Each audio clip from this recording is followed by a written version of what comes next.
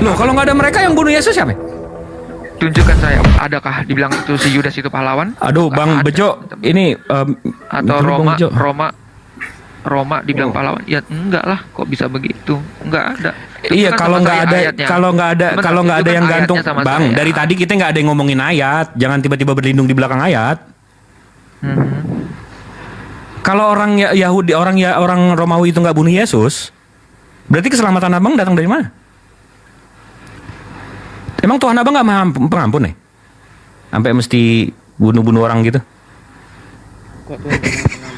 Justru begini teman-teman, ini loh logikanya tuh, Gimana ini? coba aku berharap Gimana Bang ini? Jibril bisa menyamai cara berpikir saya. Begini, seandainya seperti ketika Anda memberikan pilihan tadi loh, Anda memberikan pilihan nih, ya kan? Karena saya sudah mendengarkan pilihan itu, so pasti saya harus melakukannya. Tetapi ketika saya tidak melakukan pilihan itu, maka saya diperangi, betul? So Harus saya akan milih, memilih harus untuk- milih. Ya, Memerangi saya juga pilihan, Bang. artinya saya harus bayar pajak, betul? Iya, memerangi saya juga itu pilihan. Oke, demikian juga misalkan contoh orang Yahudi Ah. atau orang Romawi dilarang membunuh misalkan contoh, ya. Tetapi mereka tidak melakukannya. Artinya mereka bukanlah orang beriman. Seandainya Tapi mereka malah beriman, jadi mereka pahlawan tidak akan nih sekarang. membunuh. Nggak ada kata pahlawan di sana. Tunjukkan ada kata ayat. Lah, kalau nggak ada orang Romawi yang bunuh Yesus itu, abang keselamatannya dari mana? Peraturan Tuhan abang pertama nggak boleh bunuh orang, tapi mau selamat mesti percaya bunuh orang. Masa logika ini nggak nyampe sih? Bang, Pontius Pilates, abang tahu? gini, abang nggak mungkin memerangi saya ketika saya mendapat pilihan melakukan pilihan itu, betul? Hmm. Betul. Hmm. Oke, sekarang saya bawa dengan coba cara berpikir, kerangka berpikir yang sama dibawa ke kasus ini. Hmm. Ketika Tuhan memberikan 3 pilihan, ya, Hmm. ketika 3 pilihan, kau jangan membunuh, salah satunya kau jangan membunuh. Tetapi abang tidak melakukannya. Apakah saya bisa dikatakan orang beriman? Gimana? Aturan Tuhan jangan bunuh. Ya. Terus? Tetapi ketika sudah dia diperdengarkan dengan jangan membunuh, tetapi dia malah membunuh, apakah dia adalah orang beriman? Jelas bukan dong. Ya bukan. Itu abang pinter. Nah. Gitu loh. Terus abang sekarang mengimani Yesus harus dibunuh Loh, untuk nyelamatin saya. Aduh, justru begini, seandainya dia Ini percaya. tuh ini anak Tuhan yang satu nih mesti mampus Sebentar. biar saya selamat. Ya enggak? Bentar. Enggak mesti. Apa itu? Enggak mesti. Nah, Nggak gimana mesti. itu jadi? Karena Jadi? dalam kemahatauan Tuhan, karena sudah dinubuatkan ya teman-teman. Begini, seandainya dia beriman, tentu dia selamat. Seandainya dia beriman, tentu dia selamat. Gitu loh. Lebih salah mana bang? Kalau yang mengetahui tapi ternyata membunuh juga, dibandingkan mereka yang tidak tahu ada hukum itu tapi membunuh. Lebih salah yang Ya, mana? lebih baik dia tidak tahu, tapi dia membunuh. Kalau dia sudah tahu, tapi dia masih melakukannya, ya dia lebih salah dong. Gimana sih? Nah, Karena dia sudah tahu kebenaran. kamu tahu bahwasannya membunuh itu salah, tapi kamu menyatakan benar Yesus itu dibunuh, disalibkan. Untuk Loh, saya tidak menghapus menyatakan dosamu. benar. Siapa yang membenarkan penyaliban itu? Jadi Yesus Coba mati. tunjukkan sama saya. Ini abang Itu sekarang nggak benar. abang mesti Ini kan- percaya dulu loh baru masuk Kristen. Karena dia sudah menjadi korban dari orang yang tidak bersalah dibun-bun. Oleh Enggak, sebab sekarang itu gini, dia mati. ini simpelnya gini deh bang. Abang kalau Yesus nih, abang lagi di zaman Yesus nih, Yesus lagi mau digantung. Abang tolongin apa enggak? Loh, bagaimana saya mau menolong sedangkan dia bilang jangan. Di mana dia bilang jangan? Biar- Di mana dia bilang jangan? Loh. Coba kasih tahu gue. Dengar, waktu Yesus dilarang sama Petrus. Tahu kita Enggak, di mana bilang Yesus jangan ditolong? Coba, jangan tolong gue. Coba di mana? Kasih tahu. Sebentar ya. Hah? Siap. Orang di Getsemani dia masih minta tolong kok. Tolong Minta tolongnya ke siapa? ke bapaknya. Lihat, Matius 16 ayat yang ke-23. Matius 16:23. Ayat 23. Ayat lagi. Quran. Maka Yesus berpaling dan berkata pada Petrus, "Enyahlah iblis, engkau suatu batu sandungan bagiku, sebab engkau bukan memikirkan apa yang dipikirkan Allah, melainkan apa yang dipikirkan manusia." Terus, di mana dia bilang jangan? Emang si iblis mau nolongin dia? Sebentar ini. Ah. Abang nggak baca secara keseluruhan. saya membawa ayat itu supaya kita membaca ayat ini di dalam Matius 16 ya. Di dalam Matius 16 ayat yang ke-21 saya bacakan buat teman-teman semuanya ya. Sejak waktu itu Yesus mulai menyatakan kepada murid-muridnya bahwa ia harus pergi ke Yerusalem. Ini dalam kemahatauan dia nih, karena dia mau tahu, dan menanggung banyak penderitaan dari pihak tua-tua, imam-imam, kepala dan ahli-ahli Taurat. Lalu dibun-bun dan dibangkitkan pada hari yang ketiga. Ini mana itu? Mana itu? Di mana itu? Ayat yang Sejak waktu itu Yesus mulai menyatakan kepada murid-murid bahwa ia harus pergi ke Yerusalem menanggung banyak penderitaan dan pihak tua-tua imam di Taurat, lalu dibunuh dan dibangkitkan pada hari ketiga. Tetapi Petrus menarik Yesus ke samping dan menegur dia, katanya, "Tuhan," kok jadi Tuhan di sini padahal Kyrios, "kiranya Allah menjauhkan hal itu sekali-kali tak akan menimpa engkau." Maka Yesus berpaling dan berkata kepada Petrus, "Nyahlah iblis, engkau suatu batu sandungan bagiku, sebab engkau bukan memikirkan apa yang dipikirkan Allah, melainkan apa yang dipikirkan manusia." Lalu Yesus berkata kepada muridnya, "Setiap orang yang mau mengikut aku, ia harus menyangkal dirinya, memikul salibnya, mengikuti aku. Karena barang siapa mau menyelamatkannya, ia kehilangan nyawanya. Tetapi barang siapa kehilangan nyawanya karena aku, ia akan memperolehnya. Apa gunanya seorang memperoleh seluruh dunia tetapi kehilangan nyawanya? Dan apakah yang dapat diberikan kepada ganti nyawanya? Sebab anak manusia akan datang dalam kemuliaan Bapaknya, diiringi malaikat-malaikatnya pada waktu." Di mana dia ngelarang dia disalib, Bang? La haula wala quwata illa billah. Ini ngerjain gue. Sebentar. Puji Tuhan, Bang Jibril sedang baca Alkitab ya. Dalam Matius 16. Iya, tadi gue baca Doraemon juga nggak ada masalah. Di sini Yesus bilang, ini belum terjadi nih, ya kan? Ya belum. Ini belum terjadi. Dia hanya mengatakan akan tiba saatnya, dan Yesus ini memulai menyatakan kepada murid-muridnya, Petrus dan teman-teman, sebentar lagi aku akan dibunuh dan dibangkitkan pada hari yang ketiga. Petrus marah nih. Oh Yesus, dia bilang, dia tegur nih, "Tuhan, kiranya Allah menjauhkan hal itu sekali-kali tak akan menimpa." Di sini Petrus ngelarang kematian Yesus nggak? Saya tanya. Kiranya Allah menjauhkan hal itu sekali-kali tak akan menimpa engkau. Ya, malah dibilang iblis. Yang apa ya? Ya makanya itu marah. Petrus menolak informasi itu, bukan melarang. Iya, malah dibilang itu iblis. kan nubuat. Nah, setan lo, malah digituin. Iya, makanya dibilang iblis, karena Petrus dirasukin oleh pikiran-pikiran iblis. Oke? Nah, di dalam Matius 16, sekali lagi saya baca dan saya harap teman-teman bisa memahaminya. Di ayat yang ke-21, di situ apa menurut Jibril? Silakan. 21. Lo kok mundur bacanya? Ya karena kita harus utuh, membacanya utuh. Oh, silakan. Keren juga nih kita baca mundur. Sejak waktu itu, jangan framing. Iya, tadi kan 22.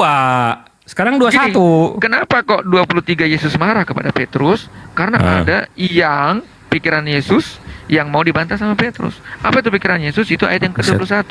Coba baca lagi ayat 21. Coba pahami. Kalau misalkan Anda tidak paham ayat 21, 22, dan 3. Enggak, ini berarti kita nggak cukup ditambah-tambah, tapi di urutan ayatnya juga dirubah-rubah nih. Oke. Sejak waktu itu, tidak ada. Ya kan kita baca 22 dulu baru 21. Saya tidak mau melanjutkan narasi kalau saya di framing. Ini bener nggak tadi kita baca 22? Saya tidak mau lanjutkan narasi kalau di framing. Kalau framing itu yang nggak ada. Baca tuh secara utuh. Sebentar. Jibril saja yang ini kau tampilkan dan itu supaya saya bisa konsentrasi. Saya dengan Bang Jibril ya. Kalau mau diskusi, kalau enggak ya saya jadi pendengar saja, nggak apa-apa. Enggak, oke, 21. Sejak waktu itu Yesus mulai menyatakan kepada murid-muridnya bahwa ia harus pergi ke Yerusalem dan menanggung. Stop. Nah, nggak ada titik di sini, Bang. Bentar. Aku tanya dulu. Dipotong. Nggak kalimat-kalimatnya ya. Sejak waktu itu Yesus mulai menyatakan kepada murid-muridnya. Artinya menyatakan ini apa, Bang Jibril? Ngasih tahu. Bang Jibril. Oke, ngasih tahu. Lanjut. Oke, ngasih tahu ya teman-teman. Lanjut. Dan menanggung banyak penderitaan dari pihak tua-tua, imam-imam kepada ahli-ahli Taurat. Oke, lalu dibunuh. Lalu stop. Oke, apa yang dinyatakan di situ? Dia mau ke Yerusalem, mau nanggung banyak penderitaan dari pihak tua-tua, imam-imam dan ahli-ahli Taurat. Oke, terus? Lalu dibunuh dan dibangkitkan pada hari ketiga. Oke, stop. Di situ ayat 21, menurut Bang Jibril, sekarang diparafrase. Coba silakan. dalam pemikiran abang? Supaya gampang dicerna, silakan. Dia ngasih tahu murid-muridnya kalau dia mau ke Yerusalem, dia mau nanggung dosa, habis itu dibunuh, habis itu dibangkitkan pada hari ketiga. Jadi dia Oke. nanggung dosa, habis itu dibunuh, habis itu bangkit lagi. Oke, itu namanya nubuatan ya teman-teman ya. Itu namanya nubuatan. Hah? Oke, sekarang ayat yang ke-22. Bentar. Itu kan belum Tunggu, terjadi, nubuat Bang. gimana nubuatannya? Sebentar. Ini kan ditulis setelah Yesus nggak ada, Bang. Oke. Nubuatannya di mana? Sebentar, kok setelah Yesus nggak ada sih? Iya dong. Itu yang berkata Ini kan yang siapa? tulis Matius. Sebentar, saya tanya. Itu Penulisan gospel itu setelah tahun Sebentar. keberapa? Bang Bejo. satu-satu aja teman-teman. Itu adalah perkataan Yesus sebelum dia disalib. Setuju? Kalau nggak setuju nih, mending aku diam aja gitu. Karena dari sini saja narasinya udah Anda nggak paham gitu. Ini Bang, boleh digedein nggak tuh bentar? Kecilin. Ya, itu warna merah perkataan siapa itu? Ini perkataan Yesus.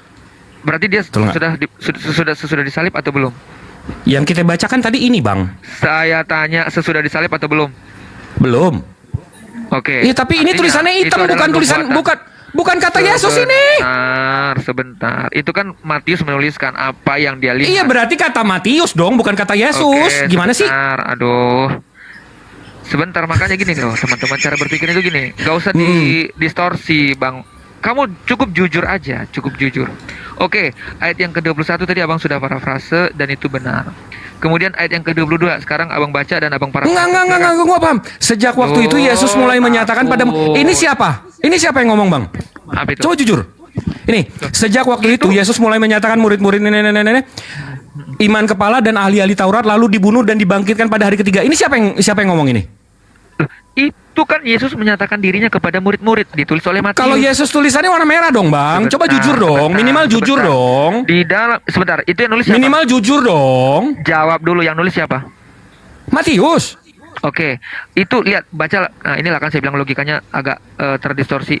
Lihat itu ayat yang sejak waktu itu, lihat 21, lihat baca 21 pelan-pelan, makanya pelan-pelan. Sejak waktu itu Yesus mulai Menyatakan kepada murid-muridnya. Kepada murid-muridnya. Murid-muridnya Iya, itu siapa? berarti ini Matius tulisan siapa, Bang? Ini berarti Matius, omongan siapa? Ya Itu udah, katanya Matius. nubuatan. Loh, Matius kan nulisnya setelah Yesus nggak ada. Gimana sih? Jujur lah, minimal jujur lah. Ini jujur, dengar ya. Yang hitam itu adalah tulisan Matius ya. Saya bikin kerangka berpikirnya. Saya baca satu-satu.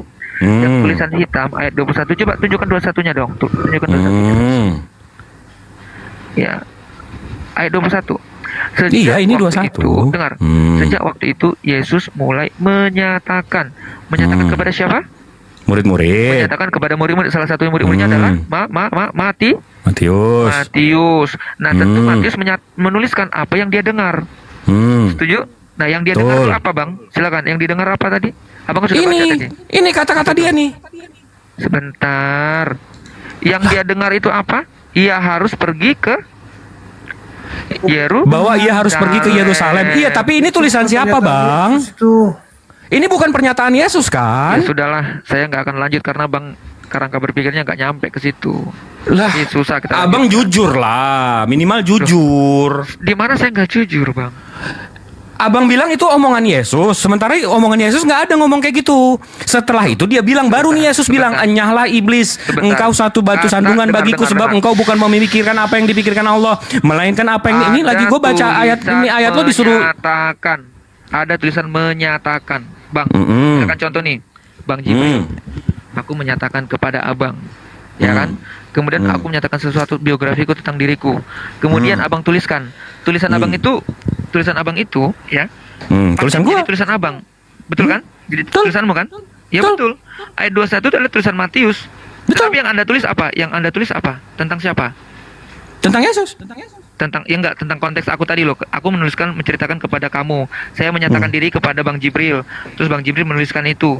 Ketika Abang tulis itu, ya, ya, yang saya nyatakan kepada Bang Jibril, yang dinyatakan aku itu, yang Abang tulis itu tentang siapa? Ayo jawab, jujur. Tentang Abang lah. Oke. Artinya ayat 21 itu tentang siapa? Apa? Itu yang ayat 21 tentang siapa? nggak connect lagi, nggak nyambung lagi. Ya Sejak udah. waktu itu Yesus mulai menyatakan kepada enggak, abang coba jujur deh. Menyatakan. Abang mau bilang 21 ini Yesus yang ngomong. Loh, tadi aku udah bikin tipologi loh. Ketika Iya. saya menyatakan diri kepada Jibril, ya, Bang Jibril, aku seperti ini nih. Terus Bang Jibril tulis tentang aku dalam biografi itu, ya. Nah, yang saya nyatakan kepada Bang Jibril, abang tulis. Yang abang tulis itu tentang siapa? Nah, Bang. Tentang saya. Sekarang kita pergi ke ayat 21. Sejak waktu itu, Yesus mulai menyatakan kepada murid-muridnya. Nah, murid-muridnya salah satu siapa? Ya, penulis, itu Matius. Bahwa ia harus pergi ke Yerusalem dan menanggung. Itu tentang siapa? Tentang Yesus atau tentang Matius? Tentang Yesus. Oke, tentang Yesus. Berarti setuju nih. Berarti saya lanjutkan nih diskusi. Oke, ayat yang ke-22. Tetapi Petrus menarik Yesus. Ini apa yang dilihat oleh Matius. Matius ngelihat seperti itu.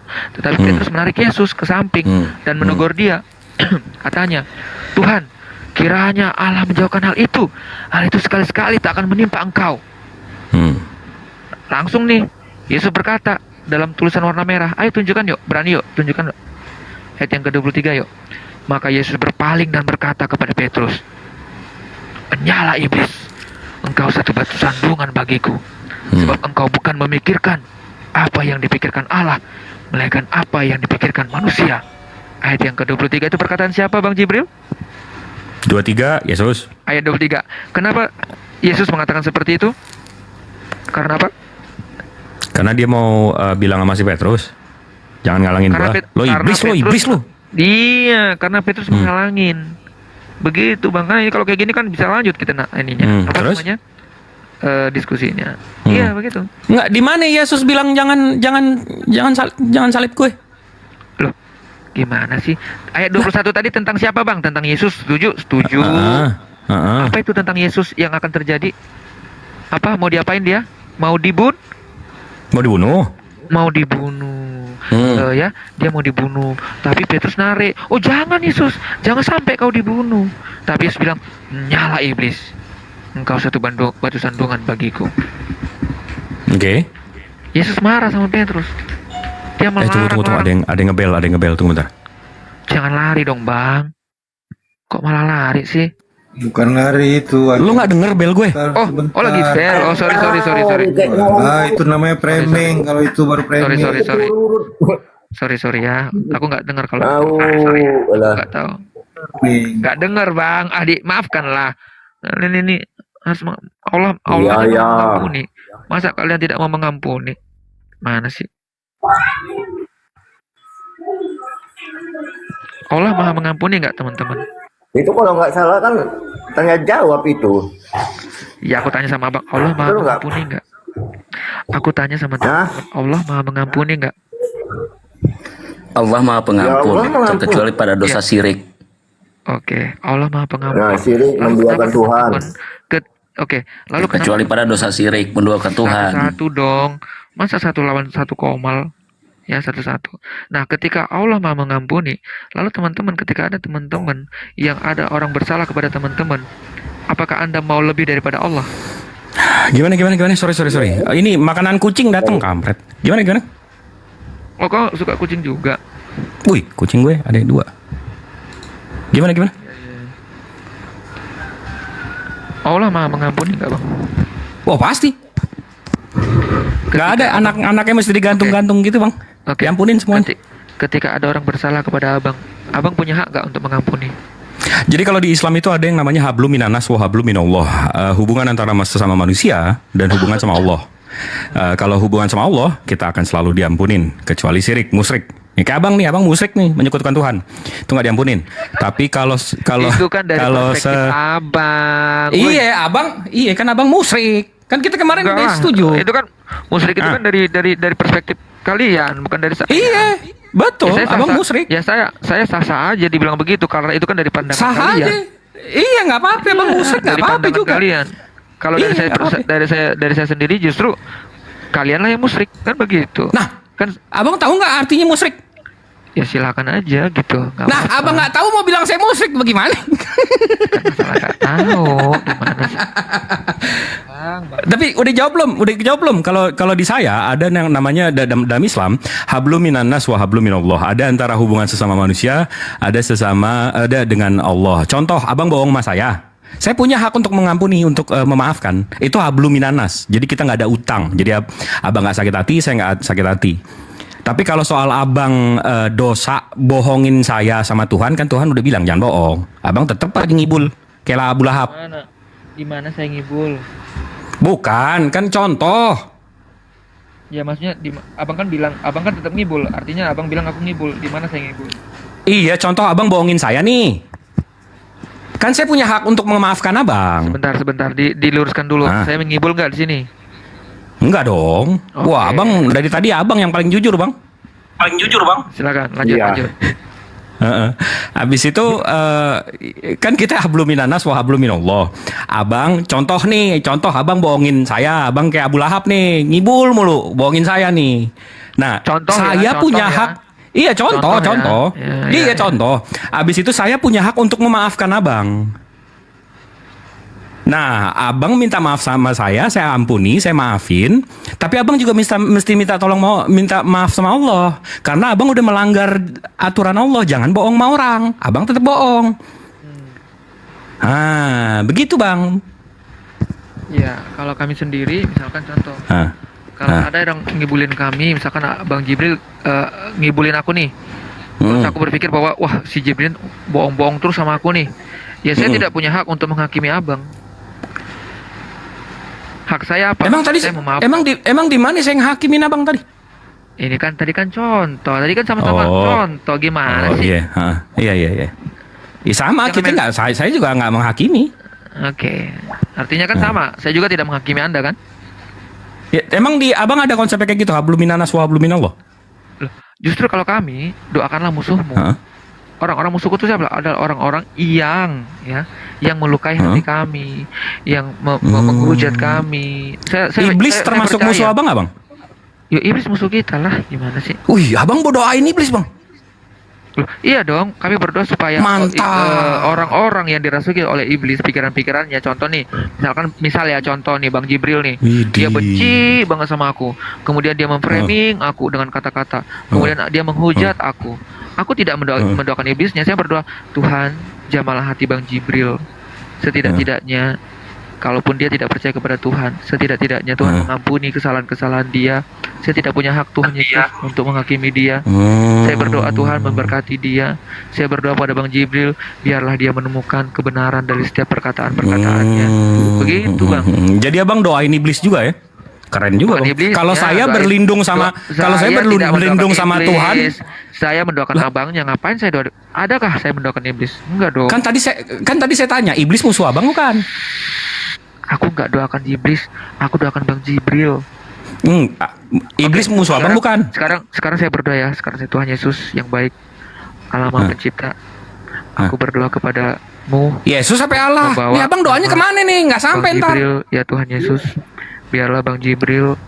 Bang, ini doanya kemana? Yesus apa Allah? Biarlah ketika teman-teman Islam marah kepada saya, ketika teman-teman Islam jengkel sama saya, biarlah Roh Kudus memberkati hati mereka. Salah alamat nih doanya. Roh Kudus memberikan hikmat kepada mereka, dan biarlah mereka mengenal kebenaran dan tidak menghujat lagi dan tidak mencemooh lagi, dan biarlah kami berdiskusi dengan nyaman, tidak ada penghujatan, tidak ada penghakiman, dan kami saling mengasihi. Kalaupun mereka tidak percaya kepada Tuhan Yesus, biarlah Roh Kudus yang berkuasa itu memberikan hati yang damai sejahtera atas setiap kami yang mendengarkan. Di dalam nama Tuhan Yesus kami berdoa. Haleluya. Amin. Semoga Tuhan Yesus memberkati bang. Amin. Semoga Tuhan Yesus yang memberkati. Semoga Tuhannya Yesus. Amin. Ya itu. Habis itu kan salah satu contoh saya berdoa secara nyata kepada teman-teman. Kalaupun ada, setahu saya tidak ada sih ya. Tidak ada ya penghujatan di room ini teman-teman. Tapi saya sudah bersyukur setidak-tidaknya di sini saling mengampuni, saling memaafkan dan saling mengasihi sesama manusia. Bang, ini abang keren banget ajarannya kayak gini bang, ya kan? Tapi kenapa bang 2000 tahun terakhir ini kerjaannya agama abang aja yang bikin rusuh di dunia ini bang? Abang ini hanya mau bawa data perang terus. Iya bukan, itu faktanya. Aku udah ngajak berdamai loh bang. Iya, emang Aku udah emang bayar kalau pajak loh. emang kalau maling begitu, Bentar, Bang. bentar. Aku udah bayar pajak loh, Bang. Iya, emang kalau maling begitu, Bang. Udah habis nyolong, udah ampunin. Udah lupain. Udah baik gue. Emang maling begitu. Aku maling di mana, Bang? Dia kan tadi begitu gue ngomongin soal perang lo nggak mau. Udah lupain. Iya, kan aku nggak mau perang. Aku kan udah bayar pajak, taat, ya kan? Iya, Pajak bumi betul. bangunan, pajak Betul. kendaraan. Masa Abang mau Betul. perangi saya? Enggak dong, ngapain? Iya, gitu, Bang. Enggak, tapi kan yang abang narasikan ini keren nih. Oke, apa perlu aku berdoa lagi? Hah? Enggak, bukan. Yang abang narasikan nih keren banget nih ajarannya nih, iya kan? Tapi 2000 tahun terakhir bukan itu kejadiannya, Bang. Paham nggak? Astaga, ya udah. Saya Izin untuk Bang diskusi. Jibril, Bang gantian lah doakan siapa? Si Salum Bang. Gantian Bang, Bang Jibril doakan si Salum. Belum, ini, belum. Bang, supaya dia Belum. Nanti dapat hidayah, nanti Bang. teman-teman boleh Dia terbuka. berdoa Terbuka untuk pikiran. saya Gantian boleh. lah. Tapi saya dulu berdoa nih untuk Gantian semuanya lah, boleh nggak? Tadi kan saya berdoa buat Bang Jibril. Sebentar, Salum, saya doanya. masa kau aja yang bisa berdoa, Bang Jibril nggak bisa doakan kau. Oh, boleh lah. Gantian Kenapa lah, nggak jangan kau boleh? panas, jangan kau Boleh panas. lah. Enggak lah, nggak apa-apa. Bang Oke, Jibril, doakan teman-teman. Salum. Teman-teman doakan yang baik-baik atas saya ya, nggak apa-apa. Silakan berdoa, Bang. Silakan. Bismillahirrahmanirrahim. Ini saya berdoa demi Allah, mudah-mudahan Bang Shalom ini udah sebenarnya mudah-mudahan nggak lagi tuh. Insya Allah mudah-mudahan dia tobat, ngajak manusia nyembah sesama manusia. Sebenarnya ini udah ada di Al-Fatihah ya. Kami ini selalu berlindung sama Allah dari setan yang terkutuk, yang mau kita nyembah sesama makhluk atau makhluk lain. Karena kita tahu la ilaha illallah, tiada Tuhan selain Allah. Sebenarnya saya yakin Bang Salom ini udah tahu kebenarannya kayak gimana. Siapa yang mesti disembah, siapa yang hak, oknum yang mestinya disembah. Kita sujud berdoa. Mudah-mudahan beliau tahu dan mudah-mudahan dia berhenti musyrik ya, musyrik. Amin. Amin. Amin. Amin ya rabbal alamin. Lanjut. Oke. Saya mau diskusi lanjut, tapi Lanjut. saya berdoa dengan iman saya boleh, karena saya juga perlu kekuatan daripada Tuhan. Udah Saya dalam boleh? hati aja udah. Udah capek nih. Akhirnya kita lomba doa. Enggak, tadi kan saya kan justru lebih enak saling mendoakan loh, Bang. Oke. La haula wala Saya boleh Enggak, berdoa ini. nggak nih? Saya boleh berdoa ya. Iya, Karena saya boleh mau memulai diskusi nih teman-teman. Oke. Iya, boleh. Mari kita satu dalam doa. Tuhan yang kami kenal dalam nama Yesus Kristus yang sudah mati bagi kami, mati bagi dosa-dosa kami. Sekarang kami Tuhan mau berdiskusi. Biarlah di dalam diskusi ini Tuhan membawakan kami ke dalam diskusi. Tidak ada penghujatan, tidak ada penghakiman, tetapi ada kasih satu dengan yang lain. Tuhan yang kami juga kenal di dalam Roh Kudus yang bisa kami rasakan, biarlah roh kelemah lembut itu membawa kami untuk tidak menghujat satu dengan yang lain, tetapi kami saling mengasihi ya Tuhan. Biarlah penguasaan diri, biarlah mulut, perkataan dan pikiran kami tidak saling mencaci tetapi saling mengasihi. Tuhan Yesus, terima kasih. Di dalam nama Tuhan Yesus saya berdoa juga untuk 272 orang penonton di bawah. Kalau mereka yang percaya, puji Tuhan. Kalau belum percaya, biarlah mereka mengenal Tuhan dari setiap perkataan dan bibir hamba-Mu. Di dalam nama Tuhan Yesus, saya sudah berdoa dan mengucap syukur. Haleluya. Amin. Amin. Amin. Terima kasih teman-teman. Oke, kita mulai lagi diskusinya. Lanjut Bang Jibril. Jangan Yuk, ada lanjut. doa Apa? lagi ya. Apa yang mau dibahas? Mas Salom.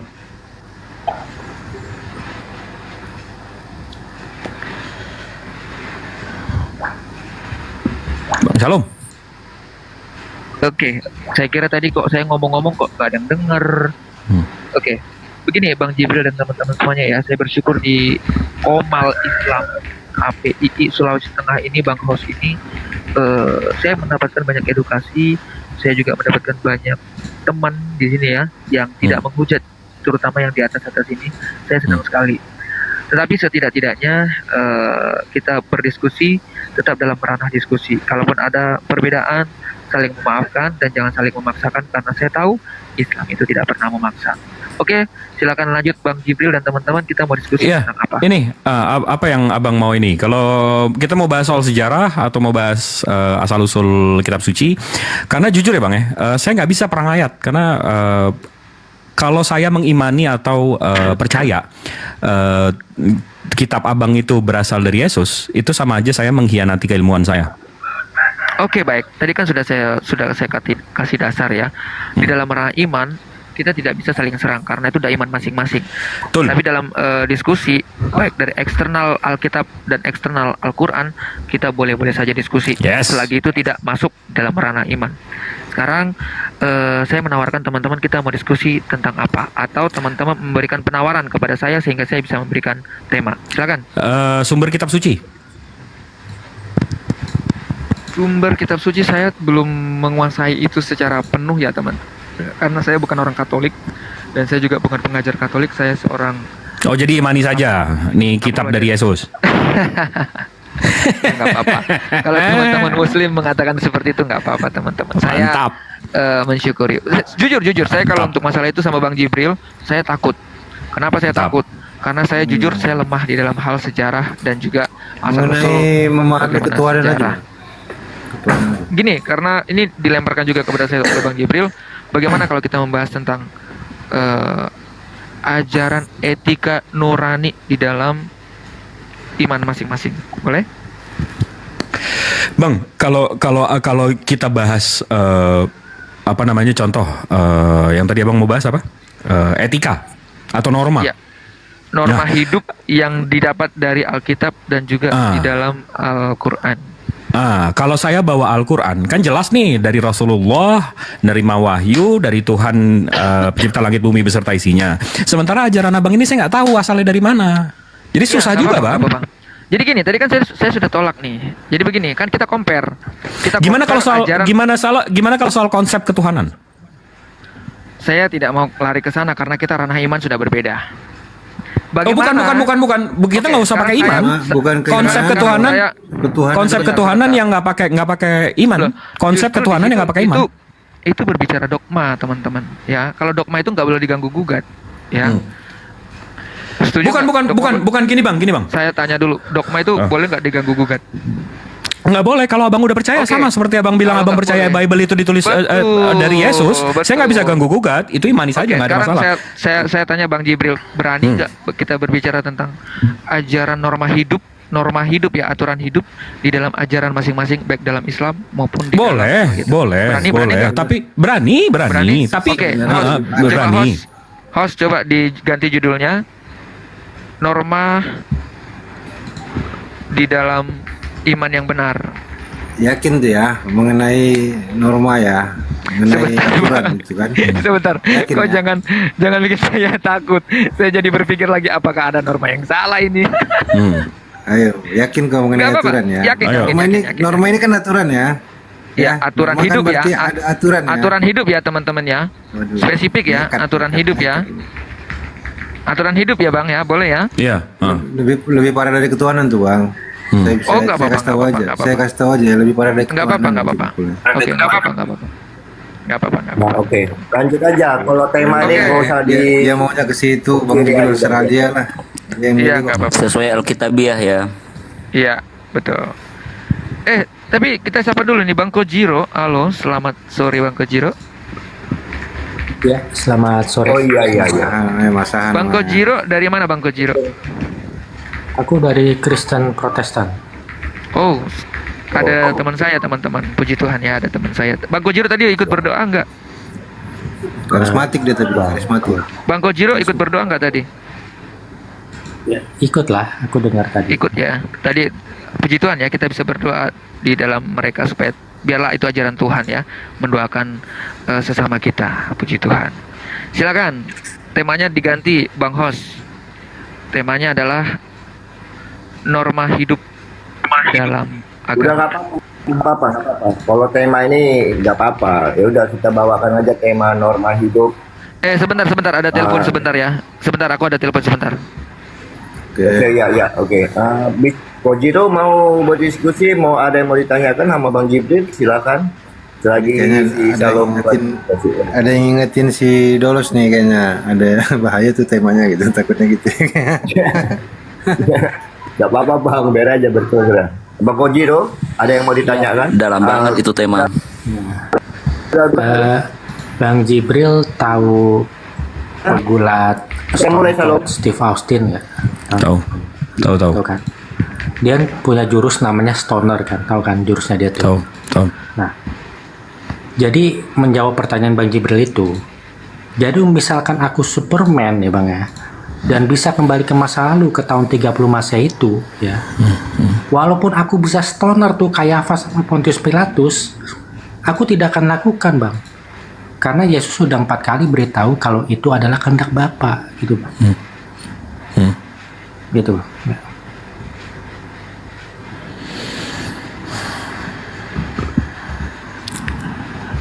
Tuhan yang Maha Saha ini ayah Anda, jadi susah saya melawannya. Iya, siap. Iya. Mas Saha. Iya.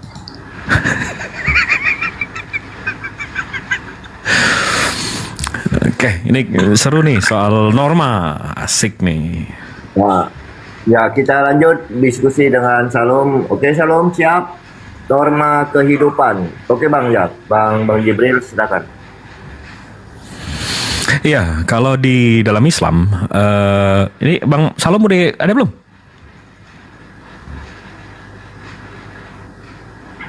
Salom monitor. Salom monitor.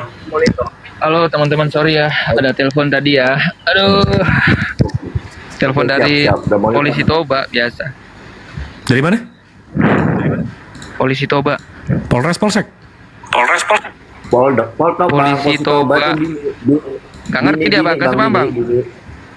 Bini Bang, bini istri-istrinya Bang. Oh, Lanjut Bang. Silakan lanjut dulu, Bang. Silakan. iya. Jadi kalau saya bisa kasih tahu Abang soal apa namanya peraturan norma ya. Ini yang selalu Abang bawa aja nih normanya nih.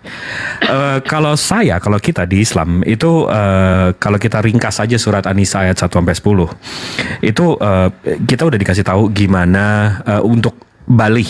Jadi di normanya di Islam itu kalau mau menikahi perempuan atau laki-laki itu mereka harus balih. Untuk perempuan itu udah dapet, kalau untuk laki-laki itu udah mimpi. Itu batasnya Bang Shalom, paham nggak sampai sini? Ya. Lanjut aja lu, Bang, abang narasi. Nah. Bisa memparafrase ke dalam pikiran saya, silakan. Jadi kalau di Islam kita boleh nikah ini apa segala macam begitu udah balih, begitu udah begitu udah dibolehkan, ya. Tapi ini dan di sini saya bisa tunjukin. Di sini jelas dari An-Nisa ayat 1 sampai 10 aja kalau Abang baca itu jelas aturannya. Dan jika kamu khawatir tidak akan mampu berlaku adil, jadi kita mesti disuruh adil juga. Habis itu disuruh dan berikanlah mas kawin kepada perempuan sebagai pemberian dan bentuk kerelaan. Kemudian jika mereka menyerahkan kepadamu sebagian dari dan seterusnya. Ini jelas. Perempuannya mesti balih dan seterusnya. Tapi kalau saya mau tanya Abang, Abang bisa nggak tunjukin norma pernikahan, bukan perkawinan ya Bang ya? Kalau kawin tuh kan kucing tuh, ya nggak? Kalau nikah tuh Bang, gimana tuh Bang? Yang benar itu kawin Bang Jibril. Karena gini loh, Bang Jibril lihat di KTP Bang Jibril itu statusnya status kawin bukan status nikah. Lagi pula yang ada itu namanya undang-undang perkawinan bukan undang-undang pernikahan. Itu Bang. Terus?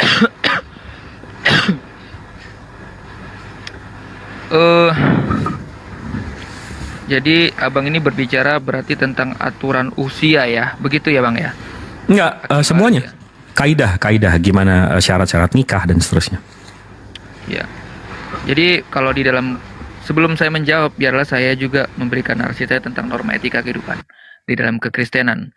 Kekristenan itu teman-teman percaya jika ditarik garis lurusnya, yang terutama adalah bukan terutama tapi ajaran daripada yang paling utama adalah mengasihi sesama manusia, ya seperti kita mengasihi diri sendiri, bahkan mendoakan musuh, Ya, mendoakan musuh itulah ajaran inti dari ajaran Kristen. Tetapi ketika di sini kita bicara tentang norma dan abang ini membawa narasi ke dalam pernikahan, oke, saya setujui. Ya, jika bertanya bagaimana aturan pernikahan di dalam kekristenan, tentunya kita percaya dengan monogami. Apa itu monogami? Ya pernikahan dengan satu pasangan yang hanya dapat dipisahkan oleh maut, bukan oleh manusia. Nanti kita bicara kasuistik yang lain ya.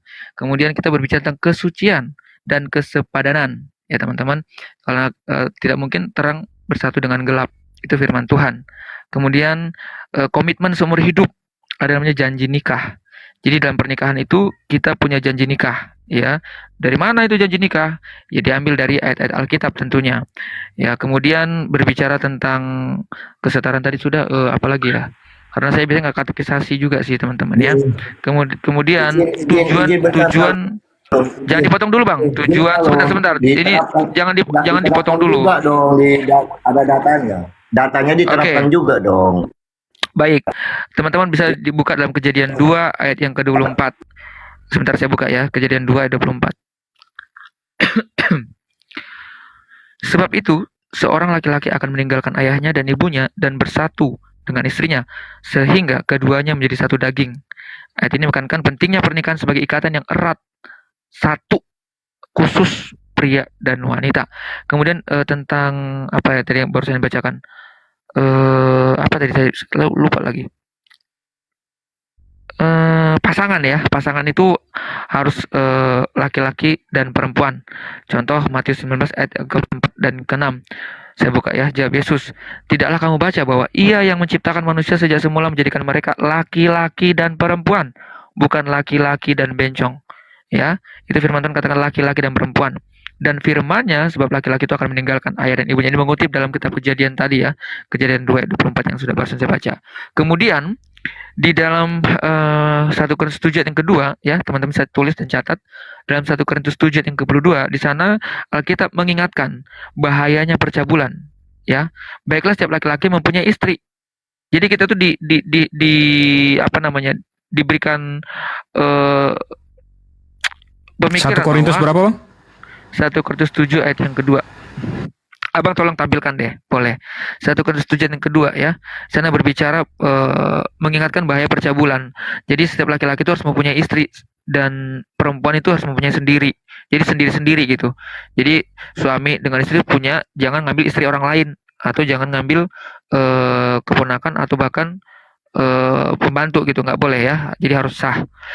Lalu kemudian di dalam Efesus 5 ayat 21 dan sampai 33 ini menceritakan tentang bagaimana cara kita berhubungan sebagai suami istri. Menekankan pentingnya kerendahan hati. Suami harus mengasihi istri dan istri harus tunduk kepada suami sebagai gambaran hubungan antara kita dengan Tuhan. Kita tunduk kepada Tuhan dan Tuhan mengasihi kita. Ya, karena dalam Efesus 5 21 sampai 33 menceritakan itu teman-teman. Lalu tentang pernikahan juga Ibrani 13 ayat yang keempat. Hendaklah kamu semua penuh hormat terhadap perkawinan. Jadi kalaupun kita sedang marah sama pasangan, kita harus menghormati, setidak-tidaknya menghormati janji kita kepada Tuhan. Karena dalam pernikahan Kristen ada perjanjian di hadapan jemaat dan di hadapan Tuhan. Contoh kayak saya waktu saya menikah, saya berjanji demikian. Di hadapan Tuhan dan jemaat, saya berjanji, saya akan berlaku setia, adil kepada pasangan saya, istri saya, yang saya sebutkan namanya, si A, di dalam masa susah, masa senang, masa sakit, masa bahagia, saya akan tetap setia menjadi suaminya sampai maut memisahkan. Ini adalah salah satu contoh ya. Lalu dari mana format itu? Ya itu diambil dari ayat-ayat yang sudah saya bacakan tadi teman-teman, dirangkum jadi satu supaya kita berjanji kepada Tuhan untuk kita setia kepada pasangan kita. Terlepas dari nanti ada kasus-kasus tertentu di mana ada orang bercerai, itu bukan kehendak Tuhan. Tetapi pada mulanya itu bukan kehendak Tuhan, tetapi karena kedegilanmu. Nah, karena kedegilanmu. Lalu Tuhan berkata, tidak boleh orang bercerai tetapi kecuali mati. Namun karena kedegilanmu, kalaupun dia bercerai, dia tidak boleh menikah lagi. Itu saja dari saya tentang pernikahan teman-teman. Silakan disambung. Mantap. Tadi saya udah contohin ya Nisa 1 sampai 10 itu syarat-syaratnya, tapi kayaknya Bang Salom lebih Begini teman-teman, aku tadi udah ada kan, Gojiro. tadi dia ngomong gua nggak potong. Enggak, sorry. Tadi kan aku telepon nih. Bolos, lu di mana nih? Gitu. Ini kita mau pulang. Aku bilang bentar ya. Aku berikan aku 20 sampai 30 menit. Aku bilang aku lagi diskusi sama teman-teman yang Islam. Oke, jangan lama. Jadi aku tidak berjanji untuk lama, teman-teman. Jadi karena ada panggilan polisi Toba, ya tahu sendiri kan istri kalau misalkan ini udah telepon marah-marah nanti nggak dapat jatah lagi. Oke, lanjut Bang. Iya.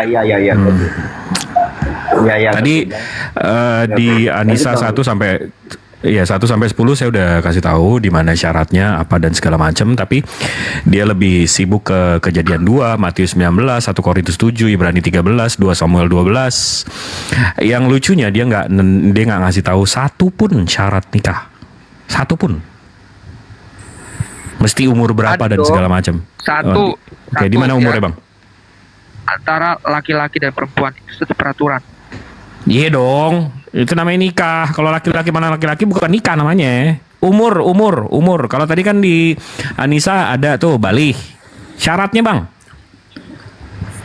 Syarat usia. Bentar.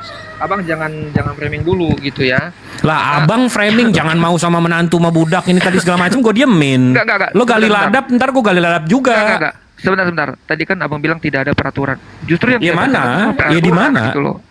Di mana aturan? Oke, sekarang boleh gue jawab nggak nih? Oke, sekarang. Baik, abang baca di dalam lu surat. ada giliran muslim. Bentar, Kau nggak tadi bisa. ngomong Ini diam. Ini framing. Tadi Satu katanya Kau juga framing tadi. Bentar. Yang tadi Satu kau Korintus framing kami nggak 7, komplain ayat loh. yang Yang tadi kau ke-9. framing kami nggak ada komplain. Jadi kalau Iya. diskusi aja, didengar aja Oke. sabar gitu. Gini, Jangan nanya Salom, di tadi mana kau ayatnya framing. usia. Boleh nggak saya? Bentar, Boleh nggak saya bentar. jawab? Nggak, coba yang lain diam dulu deh. Yang lain diam dulu. Coba Iya, soal terlalu usia. banyak. Oke, Usia. jadi gini, Alkitab dalam 1 Korintus 7 ayat yang ke-9, di sana jelas menasihatkan ya, ini tulisan Paulus. Paulus menasihatkan bahwa lebih baik menikah daripada terbakar oleh nafsu, yang mengimplikan bahwa seseorang harus cukup dewasa. Oke. Ya, teman-teman, itu harus cukup dewasa Oke, untuk mantap. mengendalikan diri dan bertanggung jawab dalam pernikahan. Oke, mantap. Saya bantah ya. Ini di Keluaran 25, Isaac was 40 years old when he took a wife Rebecca, daughter of Bethlehem, Afman, Padan Aram, sister of Laban and Araman. Ini kitab Yahudi ya. Jadi kalau kita lihat dari Yahudinya, komentator mereka bilang, under the circumstances, no criticism can be leveled at Ishak, nah tadi, was not met getting married earlier. Rebecca was only 3 years old when Isaac married her. Jadi nenek moyang Tuhannya Bang Salom itu menikahi anak perempuan 3 tahun. Jadi dia ini si Paulus membantah. Apakah itu menikah? Coba sebentar, itu coba terjemahannya apakah Ini itu menikah? tulisannya apa nih? Coba abang cari MARRIED. bahasa Ibraninya kemudian compare di strong number-nya. Silakan. Ini.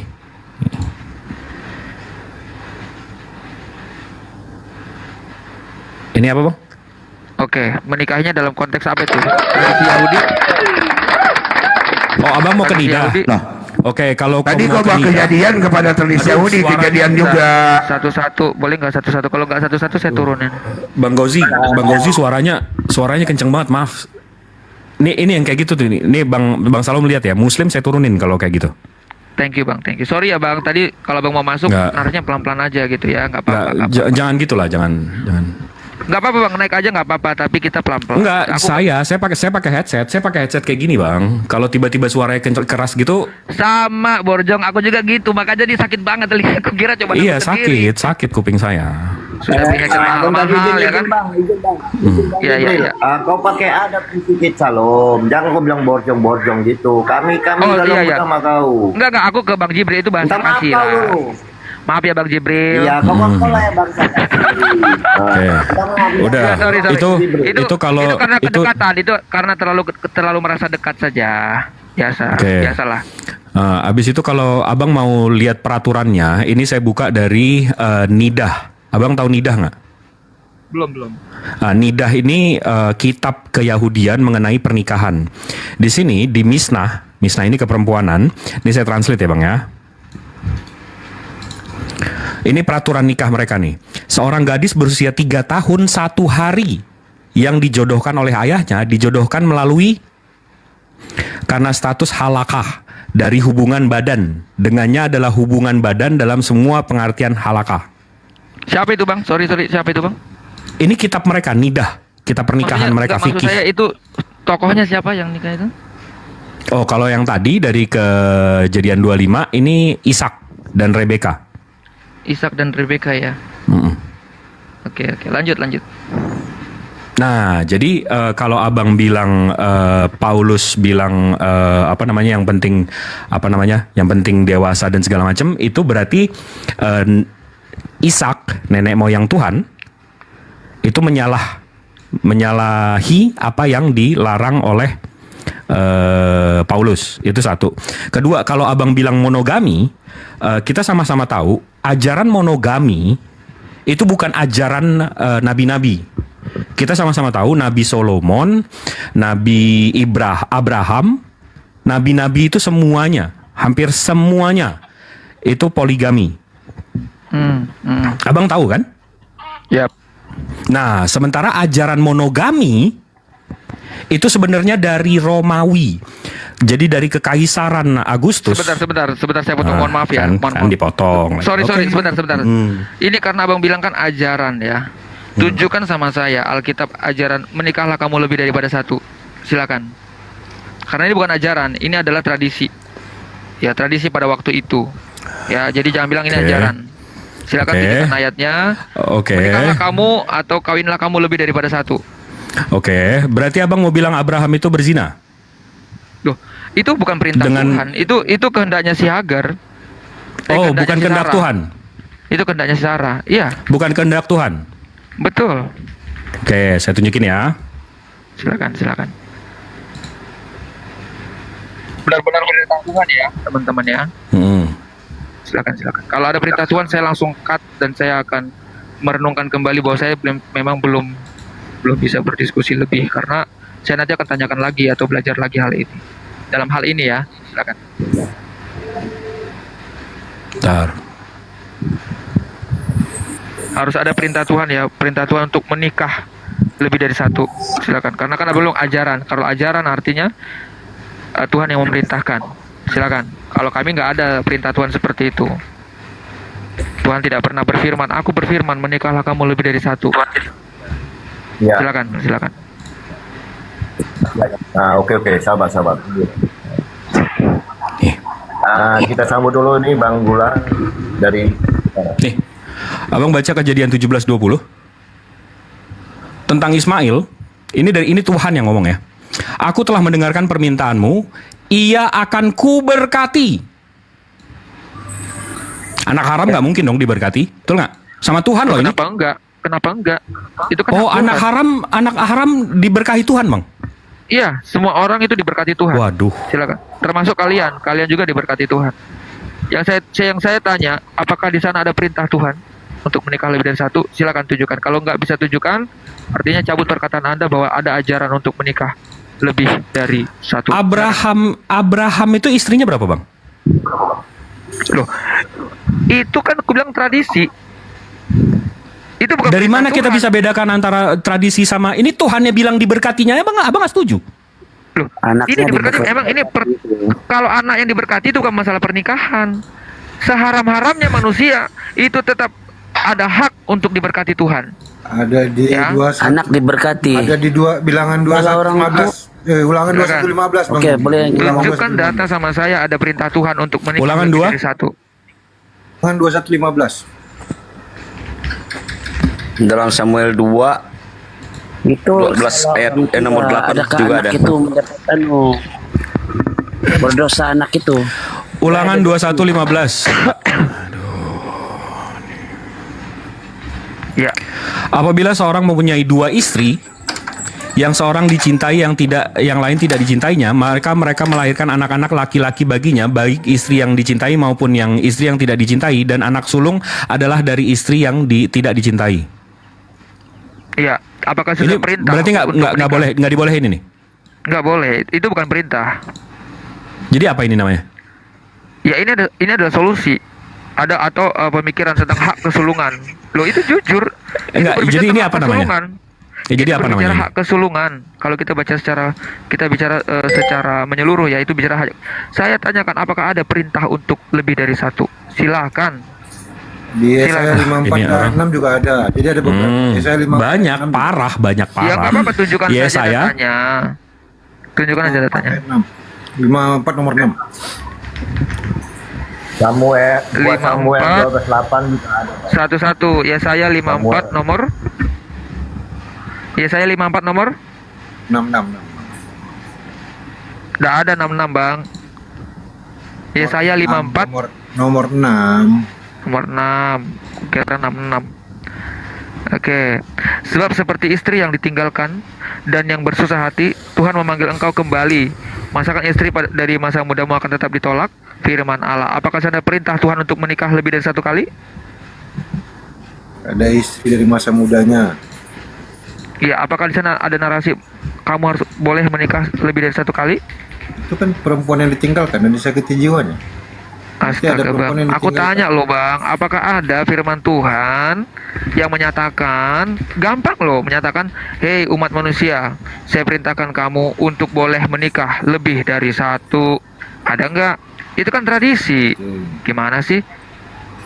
Namanya tradisi, kami tidak bisa imani. Bang Jibril, Tradisi bentar, itu pakai Al-Quran bukan aja, sebuah Bang. iman. Lah, Pakai Al-Quran aja bang. Diperintahkan Loh, kok pakai yang penting Al-Quran? adil. Loh, Oh, nggak kau bisa bilang dong, ini kan lima. nggak karena Dalam Bang 2 Jibril Samuel 2 ayat mengatakan- 8 itu dikatakan jelas. Apa? 2 Samuel, benar, 2 Samuel ya. Ini ayat yang kalian tampilkan ini tidak sama sekali menemukan saya. Silakan, 2 Samuel berapa? Oh, ulangan tadi. Nomor 8. Nggak ada tentang pernikahan itu, Telah Bang. kuberikan- Sebentar, 2 Samuel berapa? 2 Samuel 12 nomor 8. 12 nomor 8. Oke. Saya bacakan ya. Telah kuberikan isi rumah tuanmu kepadamu dan istri-istri tuanmu ke dalam pangkuanmu. Aku telah memberikan kepadamu kaum Israel dan Yehuda. Enggak, ini apakah ada perintah tentang itu? Tentang coba dibaca lagi, coba dibaca lagi. Itu telah memberikan. Ku tambah lagi ini dan itu kepadamu. dengar. Ini adalah nasihat Nathan kepada Daud. Ya, Wah, teman-teman ini orang harus ngeles, dicerna. jago banget ngelesnya. Perikopnya baca, Bang. Bacanya secara keseluruhan, iya kan? Jujur nggak yang saya bilang Tapi itu katakan? Saya perintah tidak pernah Tuhan. tidak jujur. Mana ada perintah Tuhan begitu? Ya, jangan samakan membaca kita dengan teman-teman kita gitu. Contoh di 2 Samuel 12 dan ke-8. Telah kuberikan Aduh, isi. ini yang mandi lagi naik. Astagfirullahaladzim. Teman-teman, manfaatkan waktu dengan baik, teman. Aku waktunya tidak banyak. Nanti setelah aku pulang baru aku punya banyak waktu, ya. Ini aku belum pulang, soalnya masih tempat kerjaan. Dalam 2 Samuel 12 ayat yang ke-8. Telah kuberikan isi. Apa, Bang? Isi, bukan istri. Telah kuberikan isi rumah tuanmu kepadamu. Koma, ya ada koma ya. Dan istri-istri tuanmu ke dalam pangkuanmu. Bang, coba bacain nih saya minta tolong nih, Bang. Coba bacain Keluaran 21 nomor 9. Bang. Oke, udah banyak sekali ayat yang kalian paparkan ya. Keluaran berapa? Ya, Bang jago banget ngelesnya. 21 nomor 9. Kok ngeles tuh, memang nggak ada ayatnya berkata seperti itu. Keluaran ini udah telepon lagi. Aduh. Keluaran berapa, Bang? 21 nomor 9. 21 nomor. Teman-teman aku nih, istriku udah marah nih. Tapi nggak apa-apa lah ya. 5 menit. Keluaran 21. Abang nggak nurut 9. sama Bible. Bible bilang perempuan nggak ada hak bicara. Sebentar.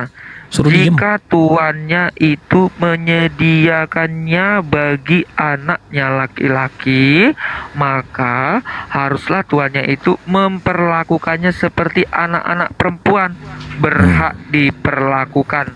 Apa itu terus? konteksnya, Bang? Enggak, terus 10-nya. Itu berbicara tentang BUD diadak. Buddha.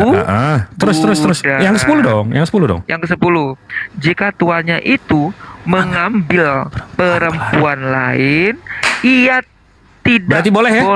mengurangi. Sebentar. Jika tuannya itu, ya itu, jika tuannya itu berarti keinginan Tuhan atau keinginan si orangnya? Keinginan orangnya, tapi diizinin sama Tuhannya. Iya. Itu keinginan orangnya loh. Kalau masalah Diizinin nggak izin, sama Tuhannya? sebentar, kalau masalah izin banyak kejadian di dunia Dibolehin ini. nggak sama Tuhannya? Loh ya enggak lah. Lah, Gimana kalau sih? lah kok nggak boleh? Ini boleh kok. Enggak. Lo di mana Tuhannya bilang jangan nikah lebih dari satu? Dengar dulu penjelasan saya. Coba, Mane. Jika tuannya itu menyediakan baginya anaknya laki-laki, maka harusnya tuannya itu memperlakukannya seperti anak-anak perempuan, berhak diperlakukan. Ini berbicara tentang apa, Bang? Bukan berbicara tentang apa, Bang? Ayo. Terus Ini berbicara pakaiannya tentang dan hak, ya. persetubuhan dengan dia. Mana Itu persetubuhan? 2110 coba dibaca, abangku ganteng. Coba dibaca, Oke. abangku ganteng. Dengar dulu. Sebentar, aduh, Coba ada telepon dari istri lagi. dibaca. Jika Aduh, tuannya ada itu telepon. mengambil perempuan lain, ia tidak boleh mengurangi makanan perempuan itu, pakaiannya Pakaiannya, dan persetubuhan dengan dia. Berarti Ya, karena diapain apa, tuh? Bang? Karena dia sudah menikah. Berarti ini kan kita lagi ngomongin budak nih. Terus budaknya diapain tuh, Bang? Bang, ini budaknya berbicara diapain tentang nih? Budak, Bang. Ini Abang berbicara tentang nyindir budak. saya, rupanya abang nyindir diri sendiri dari tadi ya? Bukan, ini tentang budak. Oh, Bang. rupanya abang boleh nih main sama budak nih. Coba gimana coba? sebentar. Coba diulang Bang, Yang coba kutanya jika tadi, tuannya yang itu kutanya mengambil tadi. perempuan. Coba gimana Bang? Sebentar. Ini apakah perintah? Apakah ini perintah untuk menikah lebih dari satu? Enggak, bukan. Tapi dibolehkan. Ya udah. Mana larangannya? Bukan dibolehkan karena sudah terlanjur. Ya udah Loh, gitu loh. oh jadi terlanjur kepake gitu ya? Ya. Bini orang. Dia menikah itu diperintahkan Tuhan bukan? Wah, ini makanya bini lo Kutanya, takut lo kutanya. selingkuh. Bukan. Lo bisa masuk ke badan orang nggak Kutanya. sengaja gitu ya? Apa gimana sih? Itu nggak Hah? diperintahkan. Itu nggak diperintahkan. Jadi kawinnya nggak sengaja gitu? Loh, itu bukan keinginan Tuhan. Tapi dibolehin ini. Itu keinginan siapa? Itu keinginan tuannya. Iya, tapi dibolehin nggak sama Tuhannya? Loh, karena sudah terlanjur terjadi, Tuhan mengampuni. Jadi boleh gitu Terus kan? Tuhan bilang begini, Wah, karena udah ini berdosa Tuhannya nih ya, peletot-peletot bentar. bener nih. Karena dengar dulu, jangan framing dong. Karena lu udah ngambil ya, dan lu sudah tidak menaati saya, tapi nggak apa-apa, aku tetap memberkati kau. Gini aja, aku kasih aturan nih. Karena kau sudah berdosa, aku kasih solusi sama kau. Solusinya apa? Kau tetap harus memberkati dia. Kau tetap harus mendoakan dia, sekalipun dia adalah budakmu yang kau jadikan istri. Apakah Tuhan menginginkan membolehkan dia? Nggak boleh. Jadi boleh nggak nih? Ada perintahnya, nggak ada perintahnya untuk. Jadi menikah boleh lebih nggak dari nih? satu kali. Loh, ini bukan perintah. Iya, Kau jadi ngerti boleh perintah nggak? Sebentar, Bang Jibril tahu perintah nggak? Sorry nih. Tahu? Enggak, gue nggak nanya perintah. Boleh nggak? Loh, kalau masalah boleh nggak boleh, ya nggak boleh lah. Lah ini mau dibolehin? Loh, emang itu perintah? Kan dia kan keputusannya sendiri. Iya, jadi boleh nggak? Saya tanya, yang dia menikahi. Jangan tuannya nanya, abang menikah. nanya mulu dari tadi. Sebentar. Boleh nggak? Ketika tuannya ini menikahi budaknya, apakah diperintahkan Tuhan? Boleh nggak? Boleh nggak diperintahkan Tuhan? Iya boleh nggak? Jawab aja boleh nggak? Mana sih? Ketika contoh nih, Bang Jibril nih. Bang Lah, Jibril Allah wala udah berbuat quwata dosa illa nih. billah. Muter Ketika kau lagi. berbuat dosa, Boleh nggak? padahal saya minta ayat loh, saya. Apakah ada di? Iya, ini saya kasih ayatnya. Boleh nggak? Ini justru dibolehin.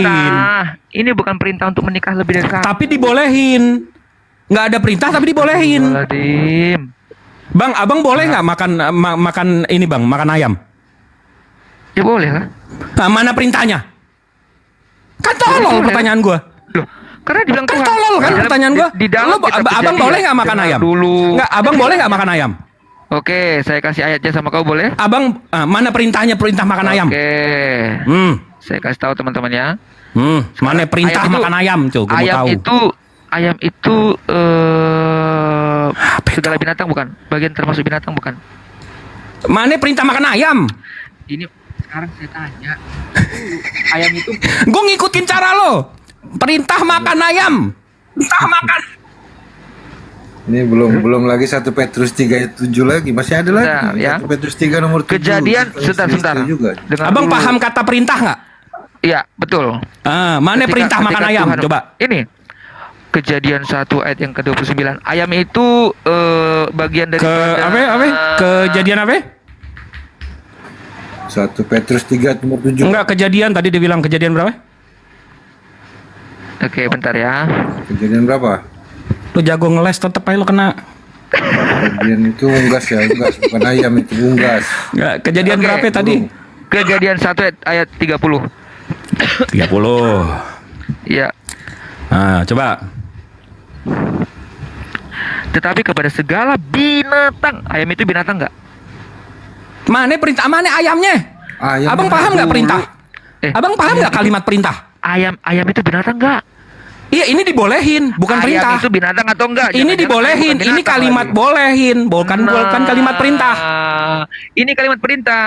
Mana? Tetapi kepada segala binatang di bumi dan segala burung di udara dan segala yang berayap di bumi yang bernyawa, kuberikan segala tumbuh-tumbuhan hijau menjadi makanannya. Dan Nah, mana jadilah perintah demikian. makannya? Dijadiin makanan, nggak disuruh makan. Itu. Mana perintah? Abang paham nggak sih kalimat perintah? Ini dibolehin makan ini. ayat yang- lihat. Perintah Ayat yang makan ayam, coba. Gue nggak mau tahu. Ayat yang dengar. Ayat yang ke-29. Ayat yang ke-29. Berfirman Mundur Allah, bacanya, ya. buset. Hah. Biar kau tahu, ini kan kata berfirman, ini kan satu perikop, gimana sih? Ini Iya. kan satu perikop. Iya, kalau perikop satu- berarti dia berhubungan satu- dengan iya. Boleh mundur, boleh maju Jadi- mundur kalau satu perikop ya. Enggak boleh nge-framing gitu, maju mundur enggak. Stop, kau framing. Kita fokus Oke. aja. Kejadian Oke. 1 ayat yang kan Abang nanya di mana perintahnya makan ayam. Ku tanya makanya tadi ayam itu binatang atau bukan? Mana perintah ayam kok nanya balik sih? Loh, ini perintah nih ayat 29. Mana? Berfirmanlah Allah. Lihatlah tuh kalimat perintah, lihat. Lihatlah, aku memberikan apa tuh? Aku memberikan Kepadamu segala Kepadamu tumbuh-tumbuhan yang berbiji tumbuh-tumbuhan yang di seluruh berbiji bumi di dan seluruh segala bumi dan pohon-pohonan segala buahnya pohon berbiji. yang Itulah yang akan menjadi makananmu. Nah, perintahnya Iya. lihat, nggak disuruh makan. Abang Itu tahu nggak sih akan, kalimat itu- perintah? Itulah Itu dibolehin. akan menjadi makananmu. Itu dibolehin. Itulah Mana akan perintah menjadi makan makananmu. ayam, Bang? Perintah makan ayam. Astagfirullah. Lah, Loh, dinyebut. kalau Kafir kalau, nyebut. kalau kau bilang kalau kau bilang Ini kalau yang ada biji-bijian ini pohon kapur. Pohon kapur. Ini sudah makan pohon kapur Kafir berarti nyebut. bisa kok ya. Pohon kapur. Nah, biji-bijian kan. Abang gini Sawit ngakak ada ini. bijinya loh. Makan sawit berarti ya. izinkan aku kan Tuhan bilang di dalam Alkitab ngomong gini, liciklah seperti ular dan tuluslah seperti merpati. Izinkan Iya, saya jadi ular tahu. dulu nih. Iya, Jadi tahu. izinkan dulu aku jadi ular nih ya. Nah, Paham. Jadi Kita, aku di sini. kita. Iya. Jadi gini teman-teman ya. Abang ini kan nanya di mana perintah? Ya nih berfirmanlah Allah nih perintah bukan? Enggak, itu kata informasi. Informasi. Berfirmanlah Allah, lihatlah Iya, itu kata kalimat perintah. Informasi ketika misalkan contoh nih, ada pemerintah memberikan informasi, "Oi, aku memberikan informasi kepada kalian." Dia bilang begini, "Hari ini semua harus pasang bendera karena kita sudah mau merayakan." Nah, itu perintah. Itu perintah bukan? Itu perintah. Nah, Oh, itu bukan jadikanlah informasi, itu perintah. sebentar. Jadikanlah bendera-bendera itu menjadi bendera yang harus dipasang di dalam rumahmu dan itulah benderamu. Nah, itu bendera yang dibolehin. Itu Bukan perintah lagi. Mau ngeles lagi lo. Enggak, lihatlah. Itu kan perintah. Di mana? Makanlah sorry, Bang. ayam. Coba Sorry, di mana? Bang. Sorry. Perintahnya. Loh, kalau ngomong Nih, nih. nanti ku tanya Nih, dulu. nih. Ada nggak perintah kalian itu? Dolos. Ada nggak perintah kalian itu makan ayam? Yang tegas Gue perintahnya tanya, itu ada nggak di dalam iman kalian? Ada nggak iman 1 kalian? Petrus 3 nomor Kalian harus 7. makan ayam. Perintah Ada nggak? hendaklah kalian hidup bersama Jibril. istri-istri kalian. Enggak, ini Sebentar, Bang. Bang Rostrum. Bang Rostrum, selamat sore. Selamat sore. Gimana kabar Bang? Sehat, Bang? Oh, kabar sehat. Jadi begini Bang Rosrum. Ini Bang saya Rostrum minta ini data. dia benci banget loh sama Bang Rostrum. Abang Rostrum tahu nggak? Gak tahu aku. Iya. Dia benci banget loh sama Bang Rostrum. Sama siapa? Ini si Salom ini benci banget sama Bang Rostrum. Mana ada? Kau nggak ada. Oh, Bang Rostrum apa namanya? Denomnya apa, Bang? Denomnya berbeda lah, kita dari Katolik, kita yang buat Alkitab. Kenapa ya? Katolik, kau mau nyembah Tuhan. Kan kalian belum kenal aja gue tahu nih pasti lo benci sama dia. Enggak lah, enggak benci lah. Ngapain benci? Ada-ada aja Bang Jibril. Kami saling mengasihi kok. Oke, gimana Bang Rostrum? Bercanda aja itu, bercanda. Makanya aku bilang, Bang Rostrum Bang tahu Rostrum, nggak? Bang Ini si Rostrum, Salom ini dia aku benci follow banget sama Bang Rostrum. Enggak lah, dia enggak benci saya. Bisa-bisa. Enggak, lo yang benci sama dia. Dia sih orangnya bentar. lempeng. Teman-teman, sorry aku minta maaf ya karena memang aku bukan kabur, tapi memang istri udah telepon bolak-balik. Aku paling takut sama istri saya karena istri saya orang Ambon. Jadi tahu sendiri lah kan, tangannya besar-besar kan, dia pukul saya habis saya kan, bata Ambon bekalai, hancur sudah piring-piring di rumah Takut kau seorang pemimpin, kau takut sama istri, ceraikan aja Bukan istri kau, kau takut. istri. Bukan takut, tapi ini bentuk kasih Takut kau lagi saya. kau. Ini bentuk Ya cinta gitu kau, saya. Bang. Kau tahu. Potong Enggak, nafas Bang. kau. Jadi begini, Bang, sebelum saya turun ya Kau masalah bini, Bang, masalah ganti bini. sebentar. Enggak, makanya kau nggak bisa ganti bini. Saya bukan takut. Saya mengasihi anak-anak dan istri Itu saya juga. Pas tuh dengan dalil yang mau aku kasih 1 Petrus 3 nomor 7 baca itu dolos. Sebentar. 1 Petrus Dengar 3 nomor teman-teman ya. 7. Dengar teman-teman, saya ini bukan takut istri, tetapi ini bentuk kasih saya kepada istri. Saya tidak mau marah-marah kepada istri. Iya. Saya tidak mau. Gue juga sama istri. nggak takut mah ular. Gue kasihi aja ular tuh. Malu gue mah ular. Nggak takut gua. Iya, lapet. Iya sama aja lo. Bang Jago Jibril, banget aku mau ngelesnya. ini dulu. Iya Aku iya. mau karena nggak enak nih, kan aku harus mengasihi istri saya nih. Istri saya Iya, kan cuma siap. satu nih teman-teman. Kalau Iya. istri saya 2 mah saya ya udah gampang aja kan gitu. Iya. Lo nggak ngikutin nabi-nabi lo, malah ngikutin ini Yunani bini 1. Nggak paham. Enggak gua. lah, mana ada perintah Tuhan untuk nikah lebih dari 1 tuh nggak ada. Kalau misalkan di tradisi ada aja yang seperti itu. Nggak dibolehin, masih ngeles aja. Nggak ada, salah, nggak ada. Udah, ini bentuk gua, ini bentuk gue kasih sama istri lo, gue tendang lo biar cepat ke bini lo. Gimana ya Bang Rostrum? Sehat kabarnya? Sehat? Oh sehat, sehat lama. Gimana? Lama tak tiarap. Tadi ini tiba-tiba nyangkut di sini. Ada yang mau diangkat Bang? Ada yang mau di ini? Atau yang kemarin kita mau sambung? Cuman belum ready. Tapi tadi seru aja dengerin di sini, nyangkut di sini tadi. Itu dia tadi tuh ini Bang, saya nggak paham kenapa hatinya itu hasad banget, hatinya kotor banget, dia benci banget sama Katolik Bang, saya nggak paham tuh kenapa. Padahal dia yang baru abad 16 tuh Bang, itu masih ada orangnya di bawah tuh. Iya, nggak ini ya, bikin agama tapi kitabnya ngambil punya orang ya, punya kakak, punya ibunya kan dia, gitu. Itu dia. Dia malah nyalahin, oh enggak, sebelum ada Katolik tuh ada Ortodoks katanya. Cuman Protestan ngambilnya dari mana itu? Bibelnya? Katolik lah. Nggak dari Ortodoks, dia ngambilnya nggak dari. Tapi katanya dia mau pindah ke Ortodoks Bang. Dia jadi Protestan, dia mau pindah ke Ortodoks. Jadi saya bingung nyebutnya, makanya saya nyebut dia bukan Protestan, saya nyebut dia protein Bang. Dia Kristen protein itu.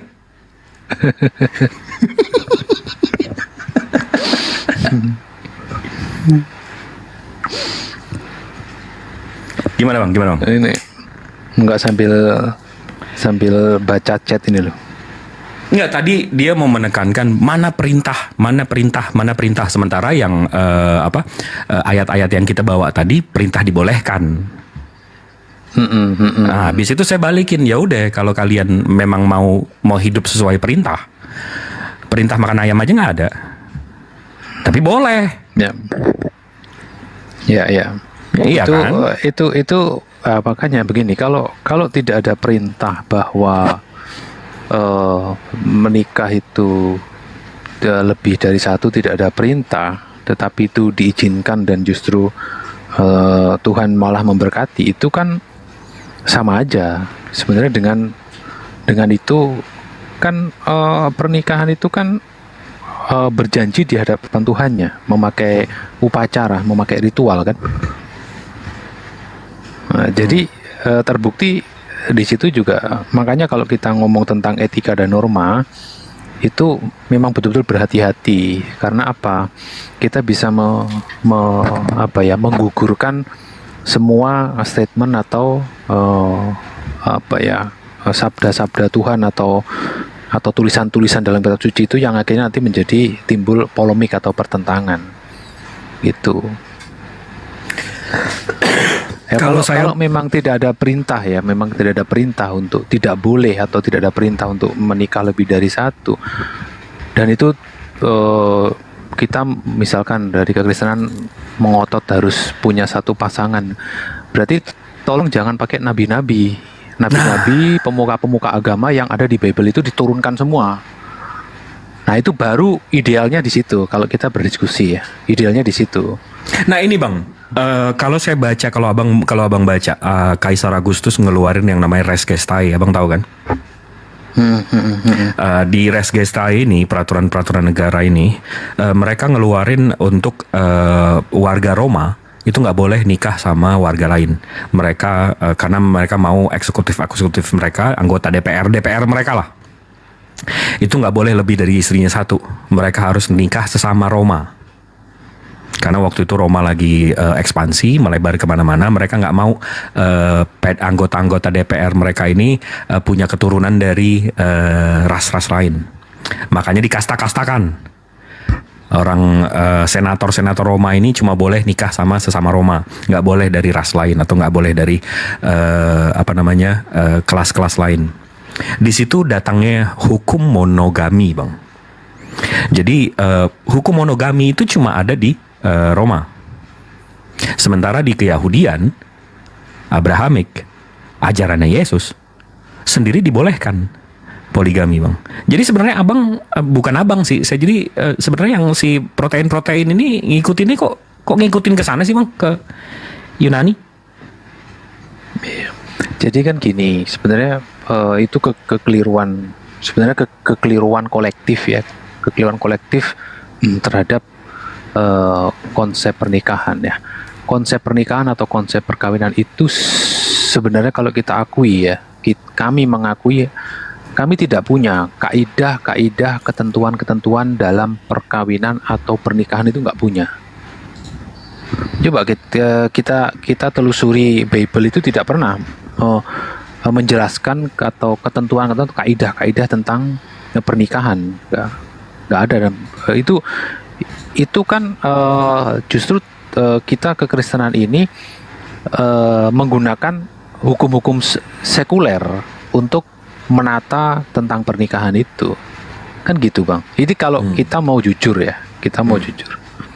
Nah, seperti makanya kalau tadi misalkan tadi sempat nyangkut kan, wah ini tentang etika. Kalau ngomongin etika itu kekristenan ini punya sejarah kelam gitu loh, sejarah buruk tentang etika. Makanya tadi dia bawa Kejadian 2, Matius 19, 1 Korintus 7, Ibrani 13. Itu berarti upaya dia aja untuk membenarkan lah ya. Sebenarnya ya kita tahu lah dia ngipul berarti ya.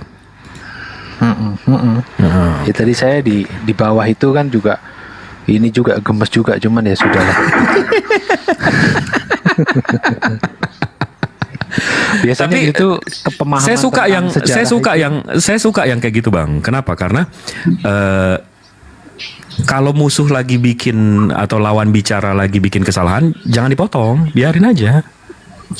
Ya akhirnya nanti jadi blunder, akhirnya itu polemiknya akan bertentangan sendiri kan gitu. Itu makanya dia tadi mau ngelawan, dia loh yang ngajak judul itu atau tajuk itu. Dia emang di situ ada peraturan soal nikah, tapi dia keliling, Bang. Dia ke Kejadian 2, Matius 19, dia keliling. Kita nggak punya Bible itu nggak ada itu ketentuan atau kaidah-kaidah tentang pernikahan, itu tidak ada. Itu yang membuat adalah bapak-bapak gereja dan kolaborasi dengan hukum-hukum sekuler kan gitu. Jadi kurang lebih sinkretisme lah ya. Pasti begitu. Jadi bapak-bapak gereja, rohaniwan yang lebih senior pasti sudah tahu itu. Kita nggak akan berpolemik kalau ada tema itu, ya kita lebih baik menyingkir karena kita kurang data sekali gitu. Iya. Ini Bang Jeru. Selamat sore. Assalamualaikum, Bang Jeru. Bang 3 huruf ini Bang Jerusalem kan? Iya, Bang Jeru. Assalamualaikum warahmatullahi wabarakatuh. Bang Jeru. Habis ini Bang Gulando. Bang Gulando.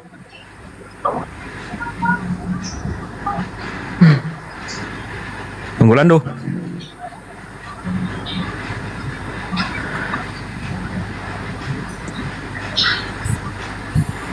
Gulando. Bang Gulando monitor. Ya. Muslim, non Muslim, Bang? Saya Katolik. Wih, mantap. Ini Raisa, Muslim, non Muslim?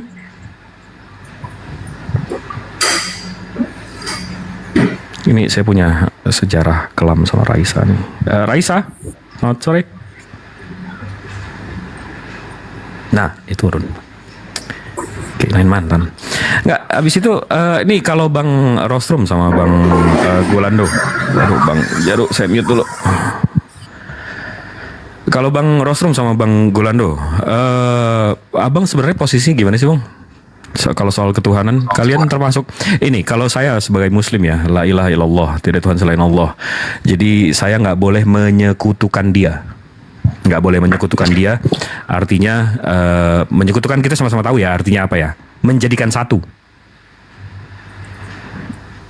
Jadi saya nggak boleh menuhankan utusannya, saya nggak boleh menuhankan malaikatnya, saya nggak boleh menuhankan dunia ini, ciptaannya.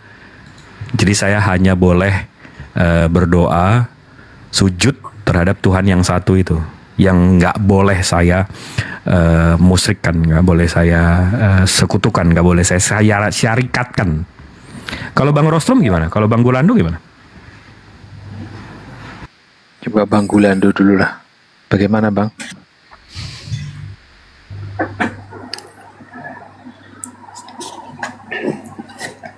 Kalau saya mengkaji ya Quran itu, tidak ada dikatakan di situ bahwa apa yang kami imani ini sebagai Kristen adalah Tuhan yang tiga. Tidak ada sebenarnya. Ada Bang. Yang kami imani Bapa, Firman, dan Roh Kudus itu tak cuma satu. Kami tidak menyembah sosok yang jadi manusia dulu itu. Dia sudah kembali ke bentuk asalnya, itu Firman itu, Putra itu. Firman itu adalah firmannya Bapa. Kami menyembah Bapa. Kami menyembah Bapa dalam nama Firman itu. Dan namanya adalah Yesus. Kami bukan menyembah kemanusiaannya, kami menyembah ketuhanannya Firman itu. Kalau kita mengerti itu, sebenarnya kita tidak ada masalah sebenarnya. Nggak, abang sebenarnya paham nggak sih narasi saya tadi soal jangan menyekutukan Tuhan? Apakah kami menyekutukan Tuhan? Yesus Tuhan bukan? Hah? Yesus Tuhan bukan? Yesus itu firman Tuhan. Tuhan bukan? Yesus firman Tuhan. Firman Tuhan itu Tuhan atau bukan? Bukan. Itu yang kamu kena jawab. Bukan. Firman Tuhan itu Tuhan atau bukan? Bukan. Hah? Bukan. Bukan. Jadi bukan. Quran itu bukan Tuhan ya? Bukan. Oh, ya yang di Lauh Mahfuz itu Tuhan atau bukan? Bukan Tuhan. Bukan. Bukan Tuhan. Al-Quran itu bukan Tuhan, Bang. Ya, jadi bagaimana kamu mengenal Tuhan kamu kalau kamu tidak kenal Quran? Bagaimana? Al-Quran itu bukan Tuhan, Bang. Abang sampai situ udah paham dulu belum? Jangan lompat-lompat. Bukan Tuhan, makanya kamu Mu'tazilah. Kamu bukan Islam. Kamu Mu'tazilah. Abang tahu nggak Mu'tazilah itu apa? Kamu Mu'tazilah mengatakan Quran itu makhluk. Bang, pengajaran. Loh, siapa yang bilang Al-Quran itu makhluk? Maksakan, Bang. Hah? Kamu siapa yang bilang Quran itu makhluk? Waduh, Iya, kamu katakan tadi ngaco kan, banget. bilang bukan Tuhan kan? Abang tahu nggak Mu'tazilah itu apa?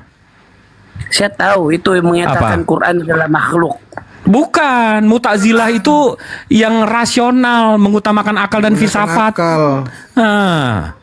Nggak ada iman, Mu'tazilah itu nggak ada iman. Iman Bang, pakai logika. Waduh, abang lompat-lompat nggak? Coba, abang mau menyetarakan tuh, abang mau menyetarakan Yesus itu Al-Quran gitu. Bukan saya menyetarakan, tapi kamu harus firman tahu. Tuhan. Abang kan mau saya menuhankan Al-Quran. Sebab Yesus itu sama dengan abang menuhankan firman Tuhan, betul kan? Kenapa lah kalau saya menuhankan firman Tuhan? Salah. Nggak ada apa-apa. Dia kenapa defensif banget sih? Santai aja, Bang. Ya, kamu yang santai sebab kamu defensif betul. Bila kamu apa sih? Apa sih orang dia yang ngegas kok? Kamu tadi tuh memaksakan tentang Al-Quran adalah Tuhan. Sementara yang dalam memaksakan ajaran kamu tanya saya kan? Kamu tanya saya. Bukan, yang tadi dikatakan dalam Islam, di mana literasinya menyatakan Quran itu adalah firman Tuhan atau Tuhan yang itu sendiri itu nggak ada. Ya, aku tanya kamu, kalam Tuhan itu Tuhan atau bukan? Bukan Bang, kalam itu hanyalah sebuah kemampuan berkata-kata, bukan Tuhan. Kemampuan berkata-kata, jadi bukan bagian dari Tuhan kamu ya? Itu sifat Bang, sifat itu bukan oknum. Abang paham nggak? Jadi firman Tuhan kami nggak, abang paham nggak? Abang jangan nanya. Abang paham nggak yang dijawab? Aku tanya kamu. Kan nanya lagi. Abang ini udah dijawab 4 kali 5 kali nih. Abang paham nggak sama jawaban saya? Oke, saya tanya kamu. Kenapa kamu tidak mau ditanya? Kan nanya lagi. Ini dari tadi gue yang jawab. Buset, ini Dijawab loh itu. Mutajilah, kamu klaim mutajilah, tapi kamu salah Tiga dalam Quran pemahaman. itu merujuk kepada siapa? Tiga dalam Quran itu merujuk siapa? 3 dalam Coba. Quran di mana? 3 apa? Quran. Heeh. Saya tidak tahu di mana itu kempian dulu. Di mana? Kamu. Enggak, yang ini udah 3 mengatakan kali itu. klaim dia ini menyatakan tentang Islam tapi nggak ada dalam Islam. Pertama, Kamu yang bilang tahu tidak. yang siapa? Tadi Jangan kamu mengatakan tiga itu. Bang Rostrum. Dengar dulu. Bang Rostrum. Kamu sudah 3 kali menyatakan. Ya. Pertama, kamu Coba bilang saya tidak buka ada Quran tentang, ini. tentang pernyataan kalian menyembah 3 Tuhan. Dalam Quran ada la taqulu salasa. Ada tentang pernyataan salasa salisun. Pernyataan tentang salah satu dari 3. Ini pernyataan tentang menyembah 3 Tuhan atau salah satu dari 3 Tuhan. Ada dalam Quran. Jadi jangan bilang nggak ada kalau Anda nggak tahu. Ini yang pertama, ya. Yang kedua, Anda nyatakan Al-Quran adalah Tuhan. Nggak ada dalam Islam pernyataan Al-Quran itu adalah Tuhan. Anda satu lagi menyatakan klaim tentang mutajilah, ya, menyatakan tentang penyebutan tentang makhluk. Padahal Anda salah. Mutajilah itu tentang orang yang berpikir dengan akalnya saja, tidak menggunakan pemahaman ilmu. Ya, hanya akal pribadi. Padahal ilmu itu harus didapatkan dari pengajaran yang benar. Itu baru ilmu. Kalau yang tidak benar, itu bukan ilmu, Bang. Anda nggak paham ilmunya. Jangan ngomong sembarangan makanya. Ini ilmu Islam ya. Kami kaji, beri Anda pemahaman secara jelas. Jangan ngarang-ngarang di sini, Bang. Ini Bang Rostrum itu yang gue mau tanya. Bang Rostrum ini yang Katolik yang begini yang abang ajarin, Bang? Apa gimana, Bang? Wah, kalau itu Nggak heran gaji abang tinggi sih, Bang, kalau yang kayak gini yang diajarin. Komal kita ini, Bang, komal edukasi ya, Bang ya. Di sini kita mencari kebenaran, bukan melakukan pembenaran, seperti itu, Bang. Jadi kalau ada sesuatu yang tidak kita ketahui, itu bertanya boleh, tetapi menyimpulkan sebaiknya jangan, Bang, seperti itu. Lanjut.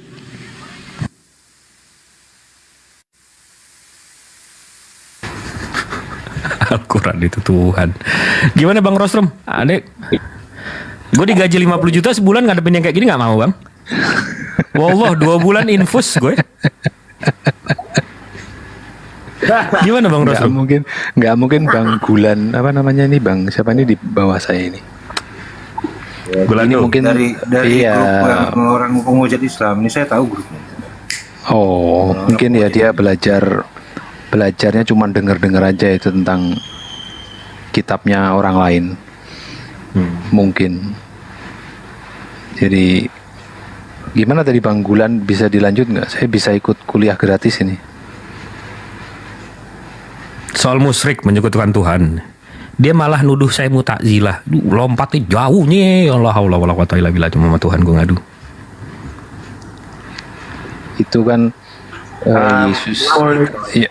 Gula monitor. Enggak, atau Bang Rostrum aja deh soal menyekutukan Tuhan. Silakan, Bang. Bukan Tuhan. Di mana? Itu loh Bang Gulam mau ngomong itu. Dia mau curhat, Bang. Yaudah coba nih. Yaudah Bang Gulam, coba. Jangan mengatakan lihat. kami syirik. Kamu yang syirik dengan batu itu, kenapa? Ya kan curhat kan? Aduh, turunin aja, Bang. Curhat nggak? Gue bilang. Masih banyak yang sopan sedikit daripada itu. Bang Rostrum, Lanjut. kami nggak ada masalah dengan batu itu yang disebutkan dia, Bang. Bukan itu masalahnya. Tapi ilmu yang dia sampaikan itu nggak ada kaedahnya gitu. Kita di sini mau bahas tentang keilmuan, pemahaman yang ada dasarnya. Kalau yang kayak gitu kita bisa takar kan. Dia nggak belajar dulu langsung ngomong gitu. Kayak anak-anak itu baru dikasih caranya untuk buka mulut udah ngomong. Belum bunyinya dia belum paham. Ya, tapi dari omongannya kita tahu lah, memang kalau narasi dari kebencian asalnya dari kebencian begitu. Silakan Bang Rostrum soal musyrik, soal menyekutukan Tuhan. Iya. Memang gimana ya? Kalau kita lihat dari dari Bible ya, kita lihat dari Bible memang berbeda antara Bapa dengan Yesus itu berbeda. Jadi Yesus bukan Bapa, kan begitu. Nah, keputusan Bapak Gereja itu kemudian memutuskan tentang Trinitas itu menjadi sehakikat, itu kan oleh keputusan Bapak Gereja kemudian dituangkan dalam suatu doktrin, kan begitu. Jadi itu memang perlu diakui. Jadi konsep ketuhanan itu kan difinalkan melalui konsili kan. Itu bisa dicek lah di kita bisa browsing tentang itu. Jadi nggak perlu saya buka data gitu. Dan itu memang ini pembahasannya berulang-ulang gitu loh Bang Jibril. Jadi kalau kita lihat secara menyeluruh ya, itu sebelum ada konsili keputusan tentang Trinitas itu masih terjadi kebingungan gitu. Posisi Yesus ini apakah dia ini Bapa yang menjadi Yesus atau Yesus ini adalah ciptaan dari Bapa gitu kan. Jadi ya itu memang satu polemik yang akhirnya diselesaikan oleh Bapak Gereja melalui konsili. Jadi kalau saya melihat dari sejarah itu kan keputusan Bapak Gereja untuk Yesus itu adalah sehakikat gitu. Tapi balik lagi ke tadi Bang, nabi-nabi sebelum Nabi Muhammad, Nabi Isa, Nabi Daud, Nabi Musa, Nabi Ibrahim, Nabi Ismail, Nabi Ishak, semua Bang, mereka inti ajarannya satu aja Bang. La ilaha illallah, tiada Tuhan selain Allah, tiada Tuhan selain Tuhan yang tidak bisa digapai itu Bang. Kenapa tiba-tiba berubah nih Bang? Abang sebenarnya imannya yang mana nih Bang?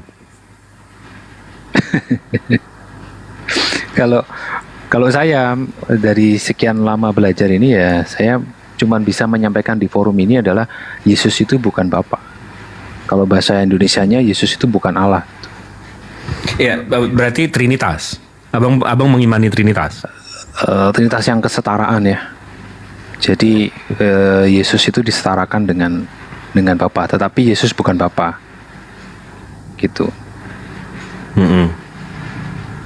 Itu berarti Tuhan yang berpacu pada sejarah. Berarti Tuhan Abang siapa? Bapa di surga dong. Di situ itu nanti kita get back ke situ. Berarti Yesus siapa Bang? Yesus itu yang firman yang melalui Abang tahu nggak kenapa Abang nggak bisa? Tahu nggak kenapa Abang nggak bisa menjelaskan Yesus ini siapa atau apa? Sebenarnya karena Abang menjelaskan segitiga kotak Bang. Iya. Gimana tuh? Abang menjelaskan segitiga kotak, segitiga tapi kotak, tapi segitiga tapi kotak, tapi segitiga tapi kotak, gimana? Nggak bisa segitiga sekaligus kotak Bang. Saya ini kan sekian lama tiarap ini karena saya harus menyelesaikan BAP kan. Saya bolak-balik dipanggil, itu capek saya menyelesaikan BAP. Enggak, tapi itu jujur kita nggak bisa. Saya jujur aja, Abang nggak bisa menjelaskan segitiga itu kotak secara bersamaan. Ya. Detik dia segitiga, detik dia kotak, nggak bisa segitiga tapi kotak. Ya. Jadi gini, saya mengulang satu gini ya, saya akan bikin satu benang lurus, benang merahnya dari polemik ini ya. Jadi begini, yang jelas saya mengulang lagi begini, yang jelas Yesus itu bukan Bapa, atau kalau bahasa Indonesianya dijadikan Allah itu ya, Bapa atau Allah, oke lah, saya pinjam namanya Tuhannya atau Muslim lah. Jadi Yesus ini bukan Allah, karena apa? Di satu rangkaian Bible, 4 kitab karangan itu, ya kan, itu betul-betul di situ ada satu alur cerita yang memang Yesus dengan Bapa atau Allah itu dua yang berbeda, itu loh, bukan satu yang menjadi dua. Kalau memang itu Yesus adalah dari Bapa yang satu menjadi dua, itu nanti semua narasi konsep-konsep narasi keselamatan, konsep-konsep narasi tentang Yesus itu bagaimana ada di bumi dan kemudian kembali ke sisi Bapa, itu kan disampaikan, disebutkan bahwa Nggak, tapi gini, dia duduk di sebelah kanan. Gitu. Saya mau ngelurusin abang yang tadi yang saya janji kita akan get back ke situ. Abang bilang Tuhan abang itu Bapa yang di sorga. Ya. Di surga itu berarti posisi, berarti tempat, berarti ruang. Sementara kalau saya mengimani Bang, laisya kamisli syai'un, Tuhan saya Allah Subhanahu wa taala tidak setara dengan makhluknya atau ciptaannya. Ruang itu ciptaannya Bang. Dia nggak setara dengan ciptaannya Bang. Jadi kalau Tuhan ada di ruang, ada tempatnya, ada koordinatnya, ada letaknya. Nah, di bawah ada bilang di langit. Langit itu letak. Berarti abang mengimani Tuhan Bapa itu makhluk, ada di ruang, ada koordinatnya, ada lokasinya. Karena kalau yang tercatat ya, saya tidak menafsirkan Bible ya. Yang tercatat, yang tertulis di Bible itu menyatakan demikian. Itu salah satunya ya, narasi di Bible itu tercatatnya begitu. Karena menjelaskan tentang Yesus itu naik itu duduk di sebelah kanan gitu. Nah, berarti ada koordinatnya kan, ada posisinya kan? Betul. Jadi duduk di sebelah kanan. Nah, kemudian itu dinarasikan memang di suatu tempat yang berbeda yang tidak ada di bumi ini kan begitu. Itu berarti abang masih saya mencoba mengangkat pola pikir abang ke Tuhan yang benar-benar Tuhan. Karena kalau ada yang saya tangkap abang masih bilang Tuhan itu bertempat, itu berarti masih makhluk nggak sih Bang? Oh, oke lanjut. Nah, jadi saya mau ngangkat pola pikir abang, Tuhan pencipta langit bumi beserta isinya ini, Bang, sesimpel ini aja Bang, seluruh dunia sekarang dari zaman Toh Adam sampai sekarang dikumpulin, disuruh bikin semut satu aja nggak bisa Bang. Itu jauhnya Maha Pencipta dengan makhluknya itu Bang. Kita tuh setetes, kita ini seluruh manusia itu ilmunya setetes. Tuhan pencipta langit bumi beserta isinya itu dia samudra Bang. Kita cuma setetes. Jadi kalau dengan kita meletakkan Tuhan di surga, di dalam surga, di tempatnya, sebelah kanannya, sebelah kirinya, itu berarti kita merendahkan Tuhan nggak, atau kita naikin diri kita Bang? Oh, jadi ini ya, ini logikanya di begitu ya.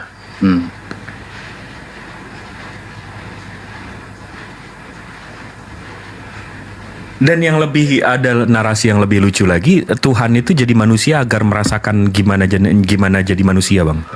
Abang pernah dengar nggak narasi itu? Iya.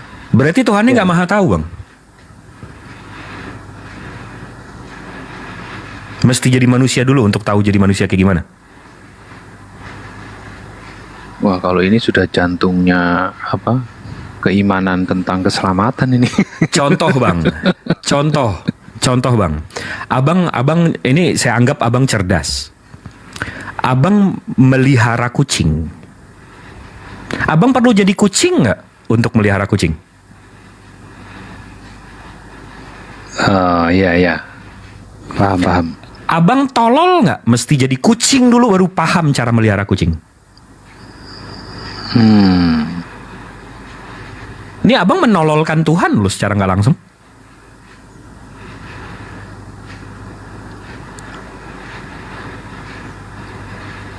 Ya.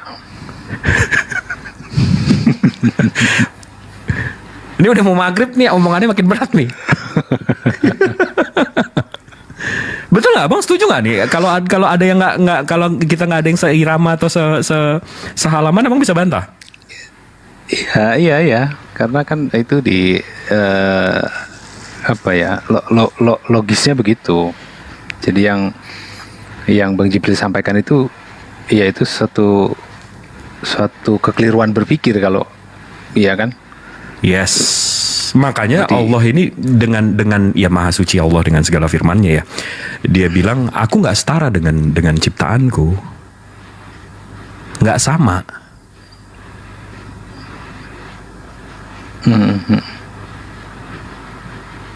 Nah, justru abang malah ke pagan-paganan. Ke pagan-paganannya ini Tuhan itu mesti berbentuk.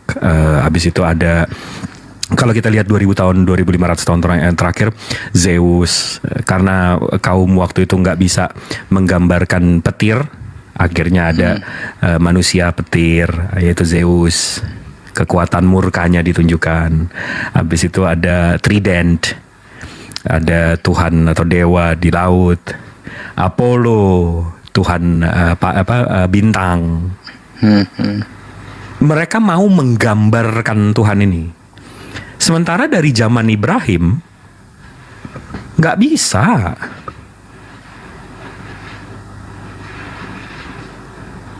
Abang udah tahu kan yang soal analogi saya soal di bank saya ada 2 triliun?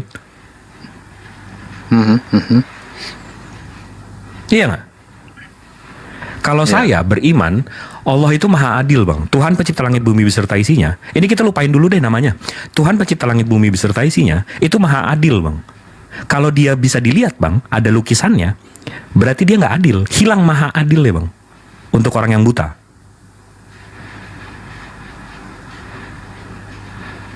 Ya.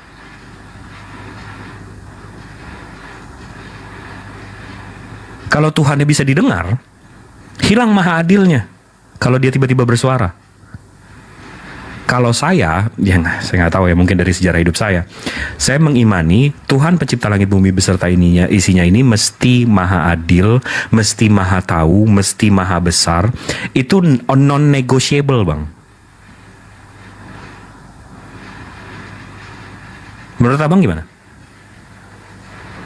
Iya sih. Karena memang begini Bang Jibril, ini kan konsep keimanan ini kan memang bisa ditelusuri ya, dari keimanan kami ini kan bisa ditelusuri. Jadi dari itu kan semua diputuskan sekian ribu tahun menjadi satu doktrin yang turun temurun gitu. Ya kan. Nah itu yang sudah terdogma sebenarnya. Tidak terkotak-kotak kalau kita menempatkan Yesus ini sebagai Lord gitu loh. Sebenarnya kalau di Indonesia ini tidak akan terkotak-kotak di situ. Nanti akan gampang kita mendiskusikan tentang konsep Yesus itu siapa dan apa kan gitu. Tapi saat perubahan dari Lord menjadi God ini, itu kan yang Enggak, saya mau tarik lagi abang ketuhanan. Saya nggak mau bahas Yesus. Konsep ketuhanan yang dari tadi kita bahas bang, itu kalau kita sama-sama setuju ya, kalau truth, kalau kebenaran itu absolut, bukan perspektif. Ya. Abang yakin nggak yang dari tadi kita bahas Tuhan mestinya begini, makanya tadi saya bilang laisa kamislihi syai'un. Tuhan itu nggak setara dengan makhluknya, dia itu di luar dimensi, dia pencipta dimensi, bukan dia di dalam dimensi. Dia itu pencipta waktu, dia nggak bisa terkungkung waktu. Sekarang gini deh yang paling simpel bang, kita makhluk ini tunduk sama waktu bang. Saya nggak mau besok tuh hari Senin, saya nggak mau besok. Tapi mau nggak mau saya tunduk sama waktu bang. Saya harus juga ikut Senin. Itu namanya saya tunduk sama waktu bang. Detik Tuhan masuk ke dunia ini bang, dia tunduk sama waktu. Ini absolut ya bang ya. Ini kebenaran absolut. Abang mau pantau dari 360 derajat, abang mau putar kalimat saya kayak gimana pun, itu absolut. Kita bisa setuju nggak kalau Tuhan tuh mestinya absolut, kebenaran itu absolut, bukan perspektif. Ya. Jadi abang mengimani nggak Tuhannya Yesus itu? Itu yang tadi saya ceritain sifat-sifatnya. Iya. Dengan abang setuju kayak gitu, kita bisa setuju lagi nggak kalau Tuhan itu nggak bergantung bang?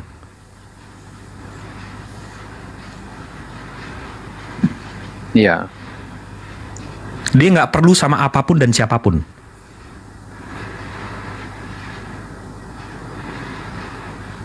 Ini upaya saya memutuskan hubungan antara Yesus sama Tuhan ya. Abang harus setuju.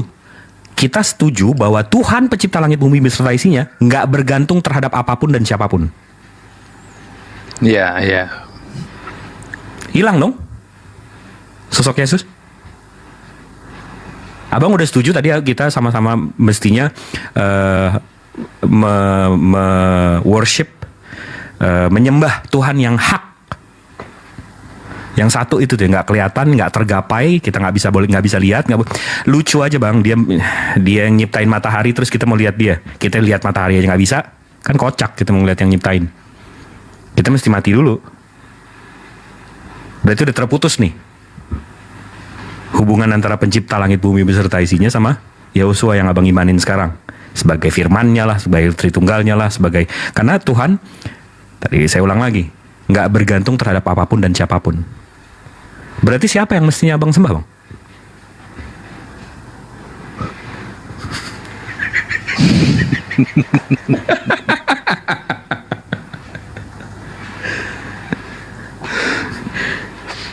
Tuhan yang hak. Bantah bang, coba bantah. Nggak bisa bang.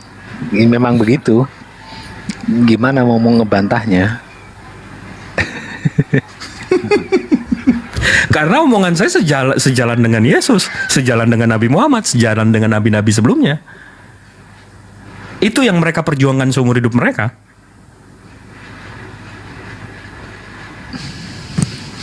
Air mata saya jadi menetes mendengar kejujuran abang ini ya. Iya betul. Sampai merinding aku Bang Jibril, kejujuran Bang Gostum ini. Lanjut Bang. Dan yang dikatakan Bang Jibril tadi itu sesuai dengan konsep logika berpikir yang diberikan Tuhan pada kita, gitu kan, untuk memahaminya.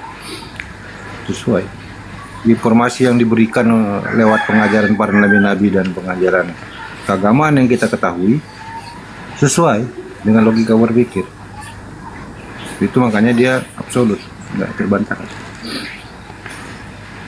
Ya. Nggak, kalau ada flaws dari pemikiran, kalau saya selalu akan selalu ada kekurangan, saya manusia makhluk.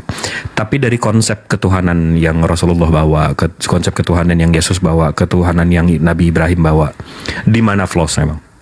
Di mana kekurangannya? Di mana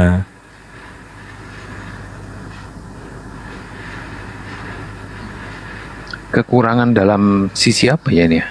segala sisi, karena absolut itu kan tadi saya bilang kebenaran itu absolut dari segala sisi.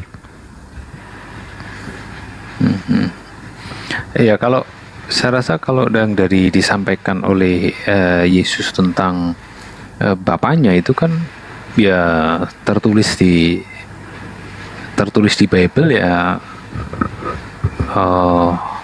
seperti yang tertata di dalam Yohanes itu kan, gitu loh. Jadi ya gimana ya?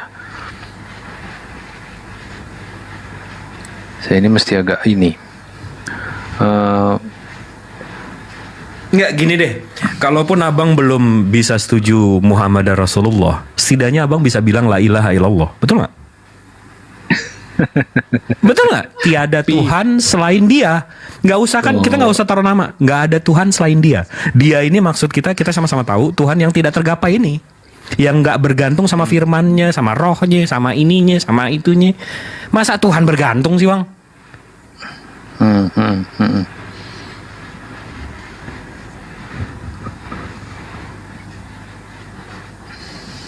Abang kaki kanan udah masuk nih, la ilaha illallah, tiada Tuhan selain Dia, udah. Iya nggak sih?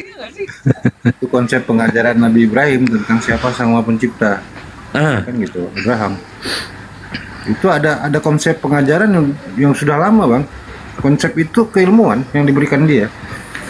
Dan itu datanya nggak bisa dibantah oleh siapapun sampai hari ini.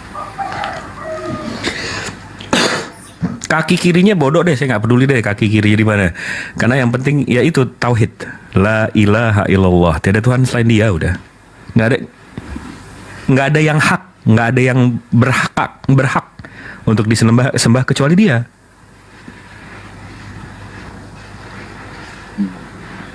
Ya ini saya mau berapologet jadi susah ini kan. Loh, Gimana saya mau membela ini? Iya.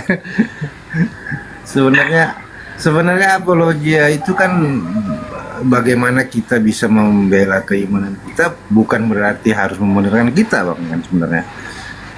Keimanan itu kan keyakinan kita ya.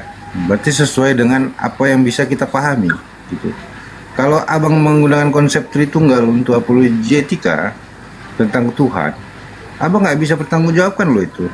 Memahami tentang adanya tiga padahal seharusnya memang satu, Abang paham gitu. Enggak, dan yang saya nggak paham lagi dari soal Bang Rosrum ya. Kalau di Islam itu, Bang, semua yang kita lakukan itu punya konsekuensi. Kalau saya melakukan hal baik, ini bukan karma ya. Saya nggak ngomongin karma seperti Hindu atau Buddha. Kalau saya melakukan hal baik, akan terjadi hal baik terhadap saya. Kalau saya melakukan hal buruk, akan terjadi hal buruk terhadap saya. Itu namanya karma. Saya beriman terhadap yang namanya konsekuensi. Di Al-Quran dijelaskan, apa yang saya lakukan itu akan kembali ke saya. Ya.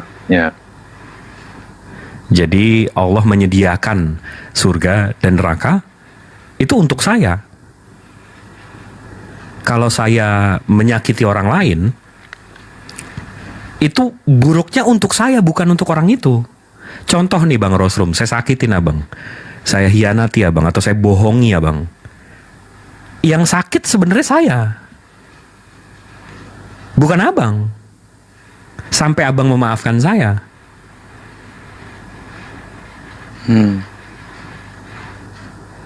Dan dijelaskan, Rasulullah pernah menjelaskan bahwa nanti di akhir zaman itu begitu kita dihisap, begitu kita dipertanyakan pertanggungjawaban kita. Jip, malam ini lo ngapain? Lo dikasih rezeki, dikasih komputer, dikasih waktu, dikasih AC, dikasih rumah, dikasih ini, dikasih itu. Lo ngapain? Lo buka chat untuk manggil pesundal? Atau lo duduk sama teman-teman lo, ustadz nambah ilmu, atau lo baca buku? Itu nanti dipertanyakan semuanya, Bang.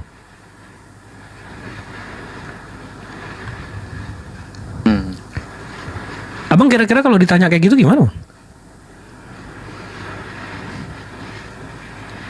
Wah itu, di pengajaran saya tidak ada pembahasan itu ya.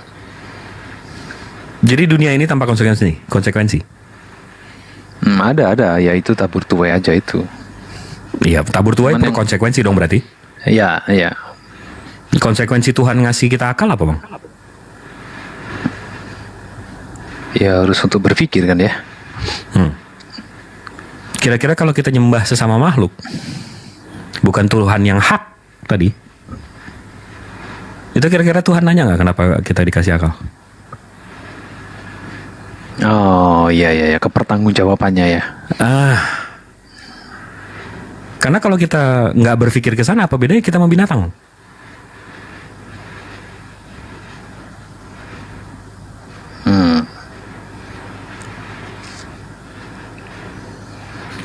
Sebenarnya itu ada di konsepnya Bible tuh Bang, di Yohanes 13:3 itu kan mengenal saudara Tuhan ya. Kata di situ dipakai mengenal. Mengenal itu bukan berarti kita menuduhkan, bukan. Tapi memang kita tahu nih, kita bisa deteksi, bisa kita sense bahwasanya ini adalah sama pencipta itu. Dari mana gitu. Itu diperintahkan Yesus untuk mengenal. Mengenal melalui apa? Melalui Dia sebagai utusan. Karena Dia katakan akulah jalan kebenaran dan hidup. Jalan dan kebenaran. Dia jalan kebenarannya Bang. Melalui Dia itu. Itulah fungsinya Dia mengatakan tidak ada yang dapat mencapai Bapa tanpa melalui saya yakin Bang Rosrum pasti punya anak buah. Punya nggak? Ya rekan-rekan aja lah. Punya anak buah lah. Yang abang punya tanggung jawab, betul nggak? Ya. Abang udah kasih tahu nih, lo meeting, lo bahas ini kartu kredit perusahaan. Dikasih nih kartu kredit perusahaan nih.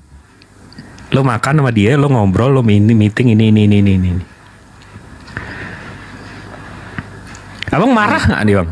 Kalau yang kartu ATM Abang atau kartu kredit kantor ini tiba-tiba dibawa kemana-mana? Iya dong. tidak sesuai peruntukannya.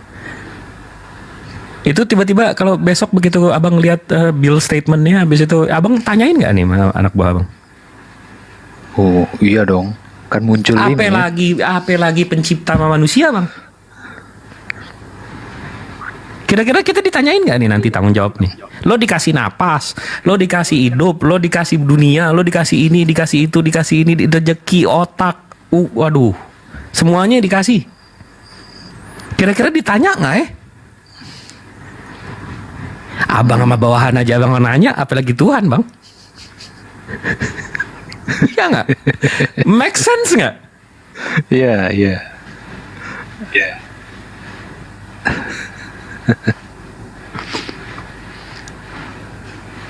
Wajar nggak kalau tiba-tiba ya udah lo di neraka deh, lo gue kasih kartu ini, lo malah beli sepatu. Masuk lo neraka, dibakar dulu sama sepatu lo. Bahkan bang, Allah cerita di dalam Al-Quran, Allah menarasikan. Ini contoh nih Bang Rosrum menuhankan makhluk lain. Contoh abang menuhankan keyboard komputer. Itu nanti Allah bilang bang, bawa keyboard lo itu, bawa Tuhan lo ke sini, coba belain lo. Sampai digituin lo bang. Ini mana orang-orang yang nyembah patung, nyembah ini, nyembah itu, berhala. Bawa berhalanya ke sini. Coba berhala ini, biar berhala ini belain kalian. Abang kira-kira kalau Yesus dipanggil untuk belain abang, jawaban Yesus apa bang? Udah ada belum tuh jawabannya? Tidak ada, tidak tercatat itu. Oh, udah ada bang. Ngebelain yang gimana dulu ini maksudnya? Enggak, Yesus begitu dipanggil, oh nih si Rosrum nyembah siapa? Nyembah Yesus. Oke, panggil Yesusnya ke sini. Tiba-tiba Yesus datang. Yesus bilang, "Enyahlah daripadaku kamu sekalian pembuat kejahatan." Iya. Ini kalau yang ngomong bukan gua, kan gua aman juga, Bang.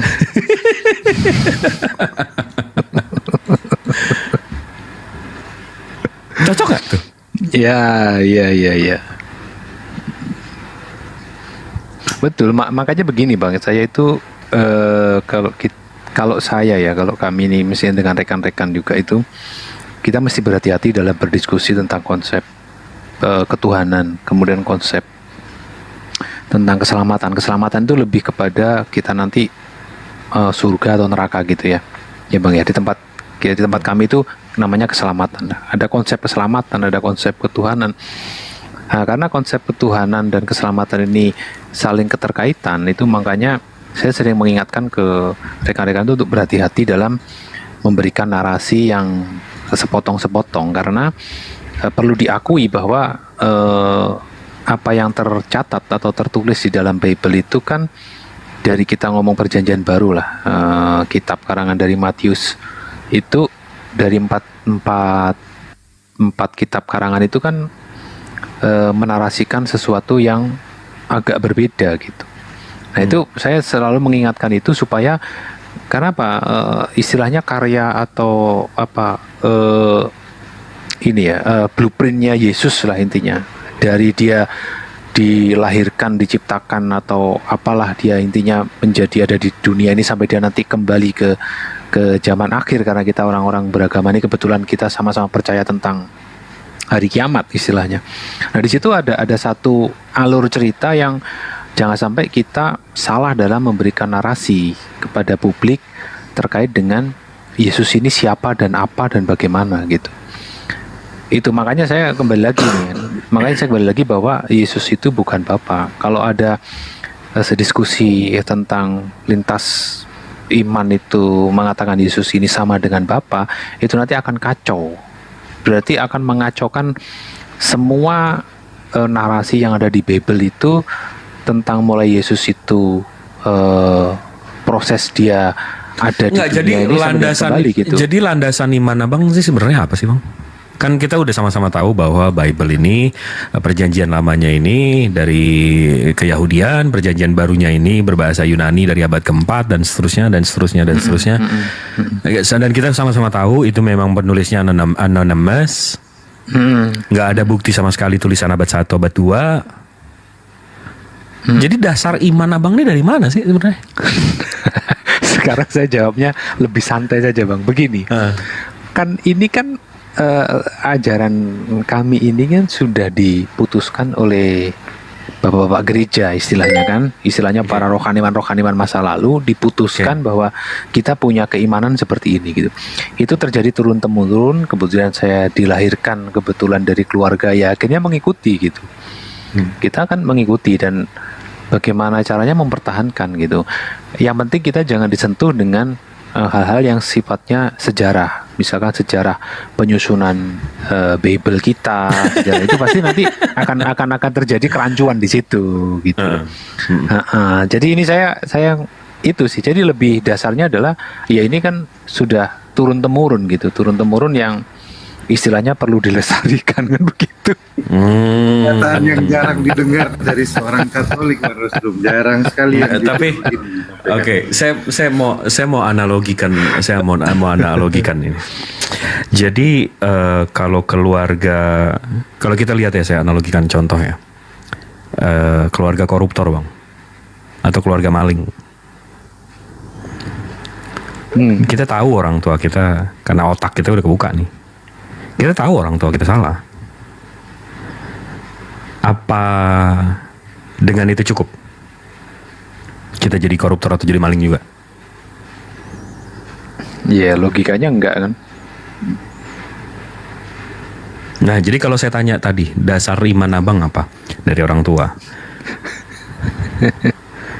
Sementara kalau kita tahu itu salah, kan kita mestinya meluruskan. Kenapa? Karena efeknya bukan ke kita doang bang. Efeknya keturunan kita juga. Kalau kita luruskan, yang dapat pahala nanti anak-anak kita sholat, anak-anak kita ini lurus semua. Siapa?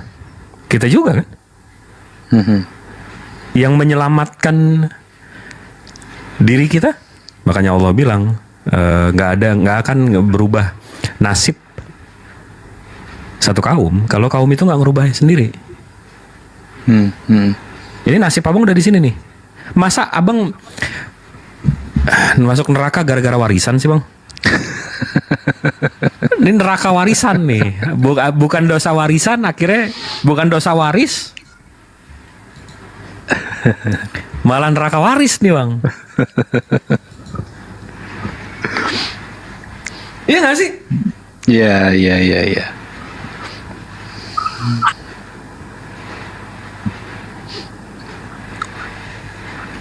Wah, saya jadi ke pojok nih.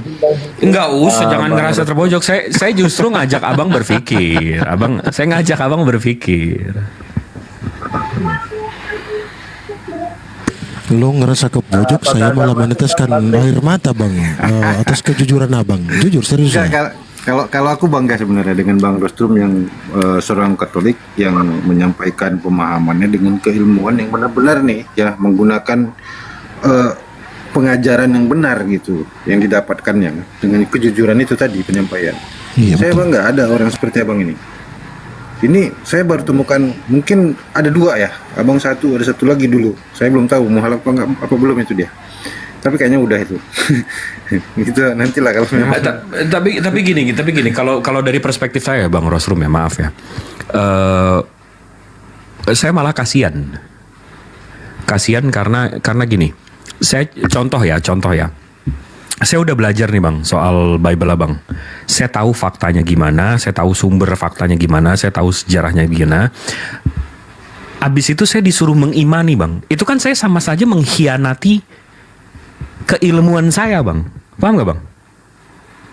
Iya.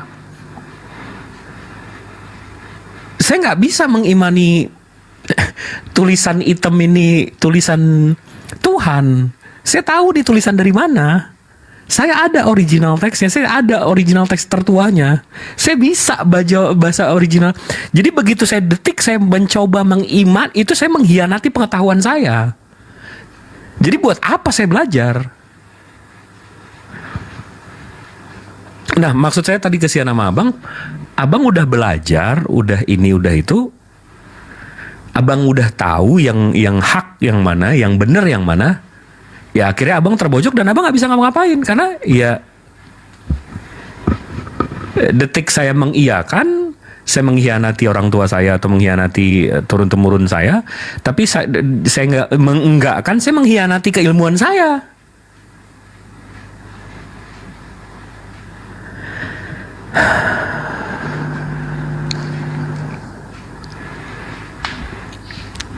Makanya di Al-Quran dibilang bang, nanti begitu kita dikubur, Allah bilang makhluk-makhluk ini, manusia-manusia ini akan memohon untuk balik ke dunia sedetik aja untuk meluruskan. Ya mudah-mudahan abang bukan salah satu dari itu bang. Itu sih menurut saya ya, insya Allah mudah-mudahan.